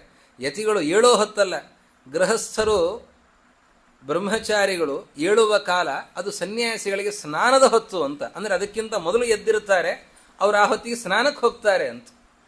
ಅಂದರೆ ಆ ಬೆಳಗಿನ ಜಾವ ಏನಿದೆ, ಆ ಹೊತ್ತಿನಲ್ಲಿ ಎದ್ದು ಧ್ಯಾನವನ್ನು ಮಾಡ್ತಾರೆ. ಸನ್ಯಾಸಿಗಳು ಏನು ಮಾಡ್ತಾರೆ? ಸ್ನಾನವನ್ನು ಮಾಡಿ ಜಪವನ್ನು ಮಾಡುತ್ತಾರೆ. ಆ ಬೆಳಗಿನ ಜಾವದಲ್ಲಿ ಅವರು ಮಾಡುವಂತಹ ಜಪ ಏನಿದೆ, ಅದರಿಂದಾಗಿ ಮೇಧಾಶಕ್ತಿ ಅಷ್ಟು ಉಜ್ವಲ ಆಗತ್ತೆ. ನಮಗೂ ದೇವರು ಹೇಳಿದ್ದಾರೆ, ಬೆಳಗಿನ ಜಾವದಲ್ಲಿ ಪೂರ್ವಾಂ ಸಂಧ್ಯಾಂ ಸ ನಕ್ಷತ್ರಾಂ, ನಕ್ಷತ್ರ ಇರುವಾಗ ಬೆಳಗಿನ ಜಾವದಲ್ಲಿ ಎದ್ದು ನಿಂತು ಗಾಯತ್ರಿಗೆ ಸೂರ್ಯಾಭಿಮುಖವಾಗಿ ಪೂರ್ವಕ್ಕೆ ಅಭಿಮುಖನಾಗಿ ನಿಂತು ಗಾಯತ್ರಿ ಜಪವನ್ನು ಮಾಡಿದರೆ ಅದರ ಪರಿಣಾಮವೇ ಬೇರೆ. ನಮ್ಮ ಹಿಂದಿನವರು ಮಾಡಿದ್ದಾರೆ, ಆ ಜೀನ್ಸ್ ಪ್ರಭಾವ ನಮಗೆ ಆಗ್ತಾ ಇದೆ. ನಮಗೂ ಒಂದು ಸ್ವಲ್ಪ ಬ್ರಾಹ್ಮಣರಿಗೆ ಸ್ವಲ್ಪ ಬುದ್ಧಿಶಕ್ತಿ ಇದೆ. ಅದಕ್ಕೇನು ಕಾರಣ? ಹಿಂದಿನ ತಲೆಮಾರಿನವರು ಮಾಡಿದ ಜಪ ಅನುಷ್ಠಾನ, ಬೆಳಗಿನ ಕಾಲದಲ್ಲಿ ಬ್ರಾಹ್ಮ ಮುಹೂರ್ತದಲ್ಲಿ ಮಾಡಿದ ಅನುಷ್ಠಾನ, ಅದು ನಮಗೆ ಫಲವನ್ನು ನೀಡ್ತಾ ಇದೆ. ನಾವು ಮಾಡಿದರೆ ನಮ್ಮ ಮುಂದಿನ ಪೀಳಿಗೆಗೆ ಸಿಗತ್ತೆ. ಅವರೂ ಮಾಡಲಿಲ್ಲ, ನಾವು ಮಾಡಲಿಲ್ಲ ಅಂತಾದರೆ ಆವಾಗ ಇದು ಹೆಸರಿಗೆ ಮಾತ್ರ ಯಜ್ಞೋಪವೀತ ಅಂತಾಗತ್ತೆ. ಅದರ ಫಲ ನಮಗೇನು ಸಿಗಲ್ಲ. ಇದರ ಫಲವನ್ನು ನಾವು ಅನುಭವಿಸಬೇಕು ಅಂತಂದರೆ ಬ್ರಾಹ್ಮ ಮುಹೂರ್ತದಲ್ಲಿ ಚೆನ್ನಾಗಿ ಧ್ಯಾನವನ್ನು ಮಾಡಬೇಕು, ಜಪವನ್ನು ಮಾಡಬೇಕು. ಬಹಳ ಮಹತ್ವದ ಅಂಶ. ಈ ಎರಡನ್ನು ನಾವು ಗಮನಿಸಬೇಕು. ಒಂದು ಬ್ರಹ್ಮಚರ್ಯ, ಮತ್ತೊಂದು ಬ್ರಾಹ್ಮ ಮುಹೂರ್ತದ ಧ್ಯಾನ. ಬಹಳ ಮಹತ್ವ ಇದೆ. ಇದರ ಜೊತೆಯಲ್ಲಿ ಇಷ್ಟು ಮಾತ್ರ ಹೇಳಲಿಕ್ಕೆ ಹೊರಟಿದ್ದಲ್ಲ. ವಿಷ್ಣು ತೀರ್ಥರು ಹೇಳ್ತಾರೆ, ಬ್ರಹ್ಮಚರ್ಯ ಅಂತ ಇಲ್ಲಿ ಏನು ಭಾಗವತ ಧರ್ಮದಲ್ಲಿ ಹೇಳಿದ್ದಾರೆ, ಭಗವದ್ ಭಕ್ತಿಗೆ ಪೋಷಕವಾದ ಬ್ರಹ್ಮಚರ್ಯವನ್ನು ಏನು ಹೇಳ್ತಾ ಇದ್ದಾರೆ. ಈ ಬ್ರಹ್ಮಚರ್ಯ ಅಂತಂದ್ರೆ ಇಷ್ಟು ಮಾತ್ರ ಅಲ್ಲ, ಮತ್ತಿನ್ನೇನು ಅಂತಂದರೆ ಬ್ರಹ್ಮಣಿ ಚರಣಂ. ನಮ್ಮ ಇಂದ್ರಿಯಗಳು ಇದು ಬ್ರಹ್ಮನ ಕುರಿತಾಗಿ ಹೋಗಬೇಕು, ದೇವರ ಕುರಿತಾಗಿ ಹೋಗಬೇಕು. ಯಾವುದು ಅಂತಂದರೆ ಎಲ್ಲ ಇಂದ್ರಿಯಗಳು ಸಾಧ್ಯ ಇಲ್ಲ. ಅದಕ್ಕೆ ಷಡಂಗಗಳನ್ನು ಮುಖ್ಯವಾಗಿ ಹೇಳ್ತಾರೆ. ಕಣ್ಣು ಭಗವಂತನ ಮೂರ್ತಿಯನ್ನೇ ನೋಡ್ತಾ ಇರಬೇಕು. ಭಗವಂತನ ಕುರಿತಾದ ಗ್ರಂಥಗಳ ಚಿಂತನೆಯನ್ನು, ಅದರ ಅವಲೋಕನವನ್ನು ಕಣ್ಣು ಮಾಡ್ತಾ ಇರಬೇಕು. ಇದು ಒಂದು ಬ್ರಹ್ಮಚರ್ಯ. ಹಾಗೆ ನಮ್ಮ ಕೈಗಳು ಭಗವಂತನ ಸೇವೆಗಾಗಿ ವಿನಿಯೋಗ ಆಗಬೇಕು. ಭಗವಂತನ ಸೇವೆಯಲ್ಲಿ ನಮ್ಮ ಕೈಗಳು ಬಂದಿದ್ದೇವೆ. ಕ್ಷೇತ್ರ, ಈ ಕ್ಷೇತ್ರದಲ್ಲಿ ನಾವೇನು ಸೇವೆ ಮಾಡಲಿಕ್ಕೆ ಸಾಧ್ಯ? ಶೋಧನ ಮಾಡಲಿಕ್ಕೆ ಸಾಧ್ಯ ಇದೆಯೋ, ಅಥವಾ ಪಾಕಕ್ಕೆ ಸಹಾಯ ಮಾಡಲಿಕ್ಕೆ ಸಾಧ್ಯ ಇದೆಯೋ, ಅಥವಾ ರಂಗೋಲಿಯನ್ನು ಬರೀಲಿಕ್ಕೆ ಸಾಧ್ಯ ಇದೆಯೋ, ಗ್ರಂಥಲೇಖನವನ್ನು ಮಾಡಲಿಕ್ಕೆ ಸಾಧ್ಯ ಇದೆಯೋ, ಅಥವಾ ಇನ್ನೇನು ಮಾಡಲಿಕ್ಕೆ ಸಾಧ್ಯ ಇದೆ? ತುಳಸಿ ಅದನ್ನು ಬಿಡಿಸೋದು, ಅಥವಾ ಅದರ ತೆನೆ ತೆಗೆಯೋದು, ಅಥವಾ ತುಳಸಿಗೆ ನೀರು ಹಾಕೋದು, ಏನೇನು ಕೈಗಳಿಂದ ಏನೇನು ಸಾಧ್ಯ ಇದೆ ಇಂತಹ ಸೇವೆಗಳನ್ನು ಮಾಡೋದು, ಇದು ಒಂದು ಬ್ರಹ್ಮಚರ್ಯ. ವಿಷ್ಣು ತೀರ್ಥರು ಹೇಳ್ತಾರೆ, ಇದು ಒಂದು ಬ್ರಹ್ಮಚರ್ಯ. ಪಾದಗಳಿಂದ ಭಗವಂತನ ಕ್ಷೇತ್ರ ಯಾತ್ರೆಯನ್ನು ಮಾಡೋದು ಬ್ರಹ್ಮಚರ್ಯ. ಬಾಯಿಯಿಂದ ಭಗವಂತನ ನಾಮ ಕೀರ್ತನೆಯನ್ನು ಮಾಡೋದು ಇದು ಬ್ರಹ್ಮಚರ್ಯ. ಕಿವಿಗಳಿಂದ ಹರಿಕಥಾ ಶ್ರವಣವನ್ನು ಮಾಡೋದು ಬ್ರಹ್ಮಚರ್ಯ. ಮನಸ್ಸಿನಿಂದ ಭಗವಂತನ ಚಿಂತನೆಯನ್ನ ಮಾಡೋದು ಬ್ರಹ್ಮಚರ್ಯ. ಹೀಗೆ ಈ 6 ಅವಯವಗಳಿಂದ ಮನಸ್ಸು, ಕಣ್ಣು, ಕಿವಿ, ಬಾಯಿ, ಕೈಗಳು ಮತ್ತೆ ಪಾದಗಳು, ಈ 6 ಅವಯವಗಳಿಂದ ಭಗವಂತನ ಕುರಿತಾಗಿ ನಾವು ಪ್ರವೃತ್ತಿಯನ್ನ ಮಾಡಿದರೆ ಇದನ್ನ ಬ್ರಹ್ಮಚರ್ಯ ಅಂತ ಕರೀತಾರೆ. ಆ ಶಬ್ದವೇ ಹೇಳ್ತಾ ಇದೆ, ಬ್ರಹ್ಮಣಿ ಚರಣಂ, ಬ್ರಹ್ಮನ ಕುರಿತಾಗಿ ಚರಣ ಅಂದ್ರೆ ಹೋಗುವಿಕೆ. ನಮ್ಮ ಅವಯವಗಳೆಲ್ಲವೂ ಬ್ರಹ್ಮನ ಕುರಿತಾಗಿ ಹೋಗಬೇಕು. ಇದು ಇಂತಹ ಬ್ರಹ್ಮಚರ್ಯ, ಇದು ಭಕ್ತಿಗೆ ಪೋಷಕ ಆಗ್ತದೆ. ಈ ರೀತಿಯಲ್ಲಿ ನಾವು ಹರಿಕಥಾಶ್ರವಣವನ್ನು ಮಾಡಿದರೆ ನೋಡಿ, ಇಂತಹ ಅದ್ಭುತವಾದ ಅಪೂರ್ವವಾದ ವಿಷಯಗಳನ್ನು ಕೇಳಿದರೆ ಭಗವಂತನಲ್ಲಿ ಭಕ್ತಿ ಹೆಚ್ಚಾಗ್ತದೋ ಇಲ್ಲ. ಆ ಭಗವಂತನ ನಾಮ ಸಂಕೀರ್ತನೆಯನ್ನು ಮಾಡಿದರೆ 4 ಜನ ಹೇಳ್ತಾ ಇದ್ದಾರೆ ಹರೇ ರಾಮ ಅಂತ ಹೇಳಿದರೆ, ಅಥವಾ ಅನೇಕ ದಾಸರಾಯರ ಪದಗಳನ್ನು ಹೇಳಿ ಚಪ್ಪಾಳೆ ತಟ್ಟಿ ಕುಣಿದರೆ ಆವಾಗ ಭಕ್ತಿ ಅಭಿವೃದ್ಧಿ ಆಗ್ತದೋ ಇಲ್ಲ. ರಾಮ ಹರೇ ಜಯ ಜಯ ರಾಮ ಹರೇ, ಕೃಷ್ಣ ಹರೇ ಜಯ ಜಯ ಕೃಷ್ಣ ಹರೇ ಅಂತ ಹೇಳಿ ಚಪ್ಪಾಳೆ ತಟ್ಟಿ ನೃತ್ಯವನ್ನ ಮಾಡಿದರೆ ಭಕ್ತಿ ವೃದ್ಧಿ ಆಗ್ತದೋ ಇಲ್ಲ. ಇದು ಭಕ್ತಿಗೆ ಪೋಷಕ ಆಗ್ತದೆ. ಭಗವಂತನ ಕ್ಷೇತ್ರ ಯಾತ್ರೆಯನ್ನು ಮಾಡಿದರೆ ಪೋಷಕ, ಅದು ಭಕ್ತಿ ವೃದ್ಧಿಗೆ ಕಾರಣ ಆಗ್ತದೆ. ಭಗವಂತನ ಮಹಿಮೆಯನ್ನು ಹೇಳುವಂತಹ ಗ್ರಂಥಗಳ ಅವಲೋಕನವನ್ನು ಮಾಡುವುದರಿಂದಾಗಿ ಭಕ್ತಿ ವೃದ್ಧಿ ಆಗ್ತದೆ. ಹೀಗೆ ಮನಸ್ಸು ನಿರಂತರವಾಗಿ ಭಗವಂತನಲ್ಲಿ ಇರಬೇಕು. ಇದು ಬ್ರಹ್ಮಚರ್ಯ. ಈ 6 ಅವಯವಗಳಿಂದ ಭಗವಂತನ ಕುರಿತಾಗಿ ಹೋಗುವಿಕೆ ಏನಿದೆ ಇದನ್ನು ಬ್ರಹ್ಮಚರ್ಯ ಅಂತ ಕರೀತಾ ಇದ್ದಾರೆ. ಇದು ಭಕ್ತಿಗೆ ಪೋಷಕವಾಗಿದೆ. ಇದಾದ ಮೇಲೆ ಅಹಿಂಸಾ, ಅಹಿಂಸಾ ಅಂತನ್ನುವ ಇನ್ನೊಂದು ಭಾಗವತ ಧರ್ಮದ ನಿರೂಪಣೆ. ಬ್ರಹ್ಮಚರ್ಯ, ಬ್ರಹ್ಮಚರ್ಯದ ಜೊತೆಯಲ್ಲಿ ಅಹಿಂಸೆಯ ನಿರೂಪಣೆಯನ್ನ ಮಾಡ್ತಾರೆ. ನೋಡಿ, 6 ವೈರಿಗಳು: ಕಾಮ, ಕ್ರೋಧ, ಲೋಭ, ಮೋಹ, ಮದ, ಮಾತ್ಸರ್ಯ. 6 ವೈರಿಗಳು. ಈ ಕಾಮಕ್ರೋಧಾದಿಗಳೆಲ್ಲ ಬರೋದು ಹೇಗೆ? ಅಹಂಕಾರ ಮಮಕಾರಗಳಿಂದ ಕಾಮಕ್ರೋಧಾದಿಗಳು. ಅಹಂ ಮಮಾಭಿಮಾನೋತ್ಥೈ ಕಾಮಲೋಭಾದಿಭಿರ್ ಮಲೈಹಿ. ಇದೊಂದು ನಮ್ಮ ಅಂತಃಕರಣದಲ್ಲಿರುವ ಹೊಲಸು, ನಮ್ಮ ಅಂತಃಕರಣಕ್ಕೆ ಅಂಟಿಕೊಂಡಿರುವಂತಹ ಹೊಲಸು. ಬಟ್ಟೆ ಹೊಲಸಾಗಿದ್ದರೆ ನಾವೇನು ಮಾಡ್ತೇವೆ? ಬಟ್ಟೆಯನ್ನು ಒಗೆದು ಶೋಧನೆ ಮಾಡ್ತೇವೆ, ಅದರಲ್ಲಿರುವ ಹೊಲಸನ್ನು ತೆಗಿತೇವೆ. ಹಾಗೆ ನಮ್ಮ ಅಂತಃಕರಣಕ್ಕೆ ಅಂಟಿಕೊಂಡಿರುವಂತಹ ಹೊಲಸು ಅಂತಂದರೆ ಕಾಮ, ಕ್ರೋಧ, ಲೋಭ, ಮೋಹ, ಮದ ಮತ್ತು ಮಾತ್ಸರ್ಯಗಳು. ಇದು ಅಂಟ್ಲಿಕ್ಕೆ ಏನು ಕಾರಣ? ಅಹಂಕಾರ ಮಮಕಾರಗಳು ಕಾರಣ. ಅಹಂಕಾರ ಮಮಕಾರಗಳಿಂದ ಕಾಮಕ್ರೋಧಾದಿಗಳು ಬರುತ್ತವೆ. ನಾನು ನನ್ನದು ಅಂತಿತ್ತು ಅಂತಾದರೆ ಆವಾಗ ಇದೆಲ್ಲ ಬರುತ್ತೆ. ಒಂದು ಉದಾಹರಣೆ ಹೇಳಬೇಕು ಅಂತಂದರೆ, ನಾನು ಚೆನ್ನಾಗಿ ಕಾಣಿಸಬೇಕು, ಇದು ನನ್ನ ಶರೀರ, ನಾನು ಚೆನ್ನಾಗಿ ಕಾಣಿಸಬೇಕು, ಇದೊಂದು ಆಸೆ ಹುಟ್ಟಿಕೊಳ್ತು. ನಾನು ಅಂತಿದೆ, ಈ ಶರೀರ ನನ್ನದು ಅಂತ ಅಭಿಮಾನ ಇದೆ. ಈ ಶರೀರ ನನ್ನದು ಅಂತ ಅಭಿಮಾನ ಇದ್ದಾಗ ಆವಾಗ ಏನಾಗ್ತದೆ? ಆಸೆ ಹುಟ್ಟಿತು, ಕಾಮ ಹುಟ್ಟಿತು. ಏನು ಕಾಮ ಬಂತು ಅಂದರೆ ನಾನು ಚೆನ್ನಾಗಿ ಕಾಣಿಸಬೇಕು ಅಂತನೋ ಆಸೆ ಹುಟ್ಟಿತು. ಅದಕ್ಕೆ ಯಜಮಾನರ ಹತ್ರ ಹೇಳಿದ್ರು, ಏನು ಅಂತ, ನನಗೆ ಒಂದು ಒಳ್ಳೆ ಸೀರೆಯನ್ನು ತೆಗೆಸಿಕೊಡಿ ಅಂತ, ಒಂದು ಒಳ್ಳೆ ಸರವನ್ನು, ಚಿನ್ನದ ಸರವನ್ನು ನನಗೆ ಕೊಡಿಸಿ ಅಂತ ಆಸೆ ಬಂತು. ಕೇಳಿದ್ವಿ ಅದನ್ನು, ನನಗೆ ಇಂತಹ ಸರ ಬೇಕು ಅಂತ. ಮೋದಿಯವರು ಹೇಳಿದ್ದಾರೆ ಈಗ ಚಿನ್ನ ಕೊಂಡ್ಕೊಳ್ಬೇಡಿ ಅಂತ, ಆದರೂ ಕೂಡ ಆಸೆ ತಡೀತಾ ಇಲ್ಲ, ನನಗೆ ಬೇಕು ಅಂತ. ಯಜಮಾನರು ಹೇಳಿದರು, ನೋಡು, ಇವತ್ತು ನಾವು ಬಂಗಾರವನ್ನು ಕೊಂಡ್ಕೊಂಡ್ರೆ ಆಗುವ ಅನರ್ಥ ಏನು? ನಮ್ಮ ರಾಷ್ಟ್ರದ ಪ್ರಧಾನಮಂತ್ರಿಗಳು ಹೇಳಿದ್ದಾರೆ ಈಗ ಚಿನ್ನವನ್ನು ಕೊಂಡ್ಕೊಳ್ಳೋದು ಬೇಡ ಬೇಡ ಅಂತ ಹೇಳಿದರೆ ಏನಾಯ್ತು ಅದರ ಪರಿಣಾಮ? ಸಿಟ್ಟು ಬಂತು. ನಾನು ಹೇಳ್ತಾ ಇದ್ದೇನೆ, ನೀವು ಬೇಡ ಅಂತಂತ ಇದ್ದೀರಾ. ಈಗ ನಮ್ಮ ಮಗನ ಉಪನಯನ ಕಾಲದಲ್ಲಿ ನಾವು ತಗೊಳ್ಳಿಲ್ಲ ಅಂದರೆ ಇನ್ಯಾವಾಗ ತಗೊಳ್ಳೋದು? ಇದು ಸರಿಯಾದ ಕಾಲ ಹೌದೋ ಅಲ್ಲೋ? ಇವಾಗಲೇ ಇದು ತಗೊಳ್ಬೇಕೋ ಬೇಡೋ? ನೋಡಿ, ಈ ಸಿಟ್ಟಿಗೇನು ಕಾರಣ? ಆಸೆನೇ ಕಾರಣ ತಾನೆ. ಆಸೆಯಿಂದ ಸಿಟ್ಟು ಬಂತು. ಸರಿ, ಮೋದಿಯವರ ಮಾತಿಗಿಂತ ಮನೆಯವರ ಮಾತು ದೊಡ್ಡದು. ಅನ್ನೋದರಿಂದ ಕೊಡಿಸಿದ್ರು ಯಜಮಾನರು. ಕೊಡಿಸಿದಾಗ ಅದನ್ನು ಹಾಕಿಕೊಂಡಾಗ ಏನು ಬಂತು? ಅಹಂಕಾರ ಬಂತು. ಅದು ಮದ.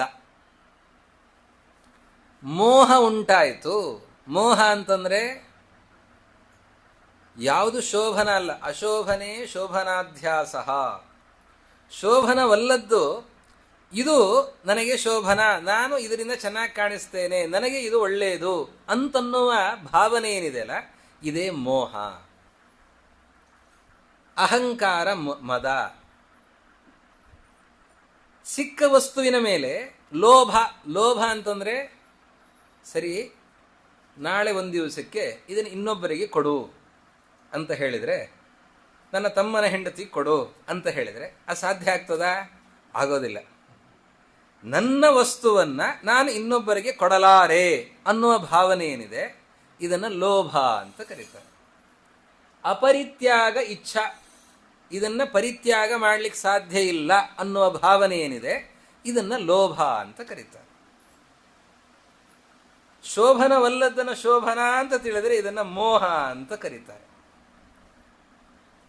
ಹಾಕೊಂಡ ನಾನು ಚೆನ್ನಾಗಿ ಕಾಣಿಸ್ತಾ ಇದ್ದೇನೆ ಅಂತನ್ನುವಾಗ ಅಹಂಕಾರ ಬರುತ್ತದೆ. ಆ ಹೊತ್ತಿಗೆ ಸರಿಯಾಗಿ ನಮಗಿಂತ ಚೆನ್ನಾಗಿರುವಂತಹ ಇನ್ನೊಂದು ಸರವನ್ನು ಹಾಕೊಂಡು ಎದುರುಗಡೆ ಬಂದರು.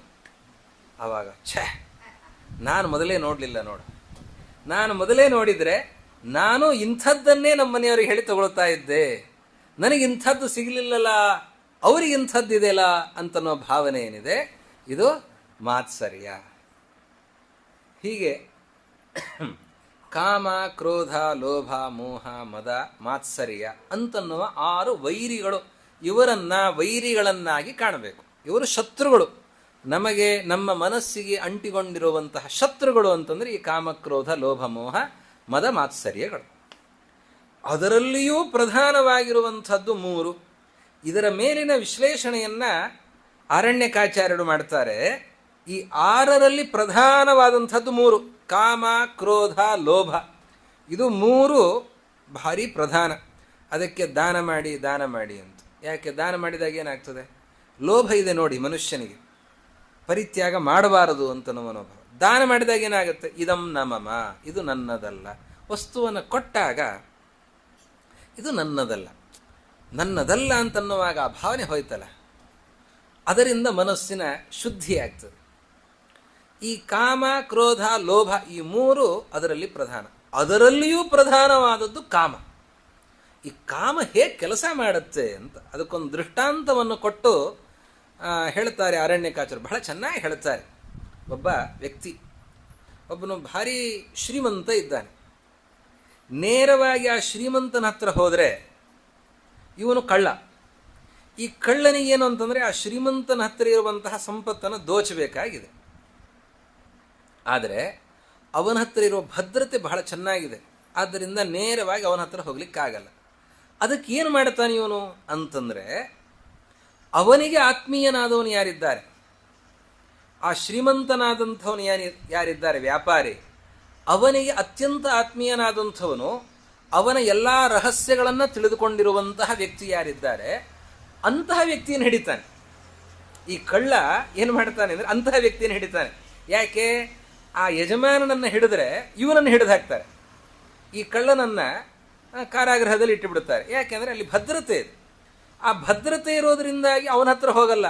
ಇವನೇನು ಮಾಡ್ತಾನೆ ಅಂತಂದರೆ, ಈ ಕಳ್ಳ ಆ ವ್ಯವಸ್ಥಾಪಕನನ್ನು ಹಿಡಿತಾನೆ. ವ್ಯವಸ್ಥಾಪಕನನ್ನು ಹಿಡಿದು ಈ ವ್ಯವಸ್ಥಾಪಕ ಅಥವಾ ಅವನ ಆತ್ಮೀಯ ಮಿತ್ರ ಯಾವುದೇ ಕಾರಣಕ್ಕೂ ಕೂಡ ಅವನ ಹತ್ರ ಹೋಗದೇ ಇರುವಂತೆ ಬಂಧನದಲ್ಲಿ ಇಡ್ತಾನೆ, ಕಟ್ಟಿ ಹಾಕಿ ಬಿಡ್ತಾನೆ. ಅವನು ಕಟ್ಟಿ ಹಾಕಿ ಪೂರ್ಣವಾಗಿ ಅವನಲ್ಲಿರುವಂತಹ ಎಲ್ಲ ರಹಸ್ಯಾಂಶಗಳನ್ನೆಲ್ಲವನ್ನೂ ಕೂಡ ಬಾಯ್ಬಿಡಿಸಿ, ಅವನು ಏನಾದರೂ ಈ ವಿಷಯವನ್ನು ಅಲ್ಲಿ ಮುಟ್ಟಿಸಿದರೆ ಇವನಿಗೆ ಅನರ್ಥ ಆಗುವಂತೆ ಇವನ ಹೆಂಡತಿ ಮಕ್ಕಳನ್ನ ಬಂಧನದಲ್ಲಿಟ್ಟು ಇವನನ್ನ ಅದರ ಆಧಾರದಲ್ಲಿ ಇವನನ್ನು ಇನ್ನಷ್ಟು ಹೆದರಿಸಿ, ನಾನು ಪ್ರಾಣ ಹೋದರೂ ಚಿಂತೆ ಇಲ್ಲ ಅಂತ ಹೇಳುವ ಹಾಗಿಲ್ಲ ಅವನು. ಯಾಕೆ? ನನ್ನ ಪ್ರಾಣ ಮಾತ್ರ ಹೋಗಲ್ಲ, ನನ್ನ ಹೆಂಡತಿ ಮಕ್ಕಳ ಪ್ರಾಣವೂ ಹೋಗುತ್ತೆ ಅಂತಾದರೆ ಆವಾಗ ಯಾವುದನ್ನು ಅವನು ಇಂಥವನು ಕಳ್ಳ ಇದ್ದಾನೆ, ಹೀಗೆ ನನ್ನನ್ನು ಬಂಧನದಲ್ಲಿ ಇಟ್ಟಿದ್ದಾನೆ, ಯಾವ ವಿಷಯಗಳನ್ನು ಅವನಿಗೆ ಮುಟ್ಟಿಸಲ್ಲ. ಆ ರೀತಿಯಲ್ಲಿ ಅವನನ್ನ ಬಂಧನದಲ್ಲಿಟ್ಟು, ಅವನಿಗೆ ಬೇಕಾದವರನ್ನ, ಆತ್ಮೀಯರನ್ನ, ಅವರನ್ನೆಲ್ಲರನ್ನು ಬಂಧನದಲ್ಲಿಟ್ಟು, ಅವನಿಂದ ರಹಸ್ಯಾಂಶಗಳನ್ನೆಲ್ಲವನ್ನು ಪಡೆದುಕೊಂಡು ಇವನಿಗೆ ಬೇಕಾಗಿರುವಂತಹ ಅನರ್ಘ್ಯವಾಗಿರುವ ವಸ್ತುಗಳನ್ನು ಪಡೆದುಕೊಳ್ಳಬೇಕು. ಅವನ ವಶಕ್ಕೆ ಹೋಗಬಾರದು. ಅದರಂತೆ ಮಾಡ್ತಾನೆ. ಈ ಕಾಮ ಅಷ್ಟು ಕೆಲಸ ಮಾಡ್ತದೆ ಅಂತ. ಮಹಾಕಳ್ಳ ಈ ಕಾಮ ಅಂತ. ಈ ಕಾಮ ಏನು ಮಾಡ್ತದೆ ಅಂತಂದ್ರೆ, ಇದು ನೋಡಿ, ಇದು ದೇವರನ್ನ, ಜೀವನನ್ನ, ಅವರನ್ನು ಏನು ಮಾಡ್ಲಿಕ್ಕಾಗಲ್ಲ. ಅದಕ್ಕೆ ಆ ಜೀವನಿಗೆ ಅತ್ಯಂತ ಆತ್ಮೀಯವಾಗಿರುವಂಥದ್ದು ಮನಸ್ಸು. ಆ ಮನಸ್ಸನ್ನ ತನ್ನ ವಶದಲ್ಲಿ ಇಟ್ಕೊಂಡ್ಬಿಡ್ತದೆ. ಕಾಮ ಏನು ಮಾಡ್ತದೆ? ಆಸೆ. ಕಾಮ ಅಂದ್ರೆ ಮತ್ತೇನೇನಲ್ಲ, ಆಸೆ. ಅದು ಬೇಕು, ಇದು ಬೇಕು ಅಂತನೋ ಆಸೆ. ಆಸೆ ಜೀವನನ್ನು ಮುಟ್ಲಿಕ್ಕೆ ಹೋಗಲ್ಲ, ದೇವರನ್ನು ಮುಟ್ಲಿಕ್ಕೆ ಹೋಗಲ್ಲ. ಅದು ಏನು ಮಾಡ್ತದೆ ಅಂತಂದ್ರೆ ಮನಸ್ಸನ್ನ ತನ್ನ ವಶದಲ್ಲಿ ಇಟ್ಕೊಳ್ತದೆ. ಬರೀ ಮನಸ್ಸನ್ನು ವಶದಲ್ಲಿ ಇಟ್ಟುಕೊಂಡ ಕೆಲಸ ಆಗಲ್ಲ ಅಂತ ಹೇಳಿ ಇಂದ್ರಿಯಗಳನ್ನೆಲ್ಲವನ್ನೂ ಕೂಡ, ಇಂದ್ರಿಯಗಳೆಲ್ಲವೂ ಕೂಡ ಮನಸ್ಸಿನ ವಶ ತಾನೆ. ಆ ಇಂದ್ರಿಯಗಳನ್ನೆಲ್ಲವನ್ನು ತನ್ನ ಹತೋಟಿಯಲ್ಲಿ ಇಟ್ಟುಕೊಳ್ತದೆ. ಆವಾಗ ಮನಸ್ಸು ಕಾಮಕ್ಕೆ ವಶವಾಗಿ ಸಂಪೂರ್ಣವಾಗಿ ಅದು ಎಲ್ಲ ರಹಸ್ಯಗಳನ್ನು ಬಿಟ್ಟುಕೊಡುತ್ತದೆ. ಅದು ತನ್ನ ಯಜಮಾನನ ಹತ್ತಿರ ಹೋಗಲಿಕ್ಕೆ ಆಗದೇನೆ ಅದು ತನ್ನತನವನ್ನು ಕಳೆದುಕೊಂಡು ಅದು ಕೊನೆಗೆ ದುಃಖವನ್ನು ಪಡುತ್ತದೆ.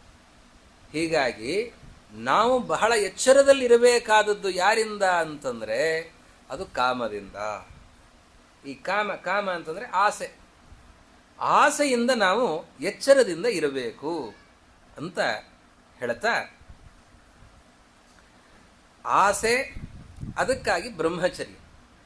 ಈ ಬ್ರಹ್ಮಚರ್ಯ ಎಲ್ಲ ಇಂದ್ರಿಯಗಳು ಭಗವಂತನ ಕಡೆಗೆ ಹೋಗ್ತಾ ಇವೆ ಅಂತಾದ್ರೆ, ಆವಾಗ ಮನಸ್ಸು ಭಗವಂತನ ಕಡೆ ಹೋಗಿದೆ ಅಂತಾದ್ರೆ ಕಾಮಕ್ಕೆ ವಶ ಆಗಲ್ಲ. ಕಾಮಕ್ಕೆ ವಶವಾಗದೇನೆ ಭಗವಂತನ ಕಡೆ ಹೋಗಿದೆ ಅಂತಾದ್ರೆ ಆವಾಗ ನಾವು ಭಯಪಡುವಂತಹ ಅವಶ್ಯಕತೆ ಇಲ್ಲ. ಆದ್ದರಿಂದಾಗಿ ಬ್ರಹ್ಮಚರ್ಯದ ಅಭ್ಯಾಸವನ್ನು ಮಾಡಬೇಕು. ಅದರ ಜೊತೆಯಲ್ಲಿ ಅಭ್ಯಾಸ ಮಾಡಬೇಕಾದ್ದು ಅಹಿಂಸಾ.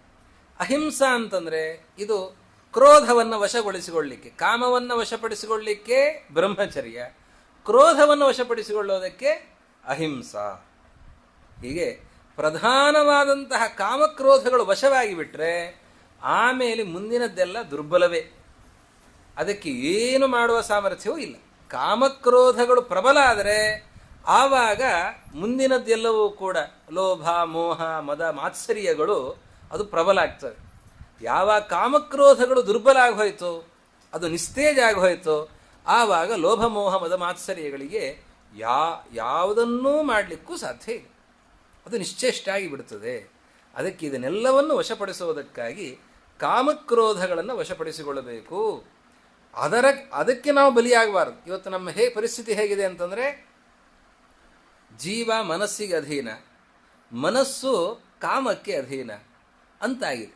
ಆವಾಗ ಏನಾಯಿತು? ಇವನು ಭಗವಂತನ ಕಡೆ ಹೋಗೋದಕ್ಕೆ ಸಾಧ್ಯವೇ ಇಲ್ಲ. ಅವನು ಕಾಮಕ್ಕೆ ವಶನಾಗಿರುವಂತಹ ಆ ವ್ಯವಸ್ಥಾಪಕ ಯಜಮಾನನ ಹತ್ತಿರ, ವ್ಯಾಪಾರಿ ಹತ್ತಿರ ಹೋಗೋದಕ್ಕೆ ಸಾಧ್ಯ ಆಗ್ತದ? ಆಗೋದಿಲ್ಲ. ಹೇಗೋ ಅದರಂತೆ ನಾವು ದೇವರ ಕಡೆಗೆ ಹೋಗೋದಕ್ಕೆ ಸಾಧ್ಯ ಆಗೋದಿಲ್ಲ. ಆದ್ದರಿಂದಾಗಿ ಕಾಮಕ್ರೋಧಗಳನ್ನು ನಿಯಂತ್ರಣದಲ್ಲಿಡಬೇಕು ಅಂತಂದರೆ ಬ್ರಹ್ಮಚರ್ಯ, ಅಹಿಂಸೆಗಳ ಪಾಲನೆಯನ್ನು ಮಾಡಬೇಕು ಅಂತ ಬಹಳ ಸುಂದರವಾಗಿ ನಿರೂಪಣೆ ಮಾಡ್ತಾರೆ. ಹೀಗೆ ಈ ಎಲ್ಲ ಭಾಗವತ ಧರ್ಮಗಳನ್ನು ಅರ್ಥವತ್ತಾಗಿ, ಮನೋಜ್ಞವಾಗಿ ಆರಣ್ಯಕಾಚಾರ್ಯ ನಿರೂಪಣೆ ಮಾಡುತ್ತಾರೆ. ಮುಂದಿನ ಭಾಗವತ ಧರ್ಮಗಳ ಚಿಂತನೆಯನ್ನು ನಾಳೆ ದಿವಸ ನೋಡೋಣ ಅಂತ ಹೇಳ್ತಾ ಇವತ್ತಿನ ಕಥಾಭಾಗವನ್ನು ಶ್ರೀ ಗುರು ಮಧ್ವೇಶ ಹರೆಯ. ತಪಸ್ವಿನೋ ದಾನಪರ ಯಶಸ್ವಿನೋ ಮನಸ್ವಿನೋ ಮಂತ್ರವಿದಸ್ಸು ಮಂಗಲಾಃ ಕ್ಷೇಮನ್ನ ವಿಂದಂತಿ ವಿನಾಯ ದರ್ಪಣಂ ತಸ್ಮೈ ಸುಭದ್ರಶ್ರವಸೇ ನಮೋ ನಮಃ. ಅಕ್ಷಯಂ ಕರ್ಮ ಯಸ್ಮಿನ್ ಪರೇ ಸ್ವರ್ಪಿತಂ ಪ್ರಕ್ಷಯಂ ಯಾಂತಿ ದುಃಖಾನಿ ಯನ್ನಾಮತಃ. ಅಕ್ಷರೋ ಯೋಜರಃ ಸರ್ವದೈವಾಮೃತಃ ಕುಕ್ಷಿಕಂ ಯಸ್ಯ ವಿಶ್ವಂ ಸದಾ ಜಾದಿಕಂ.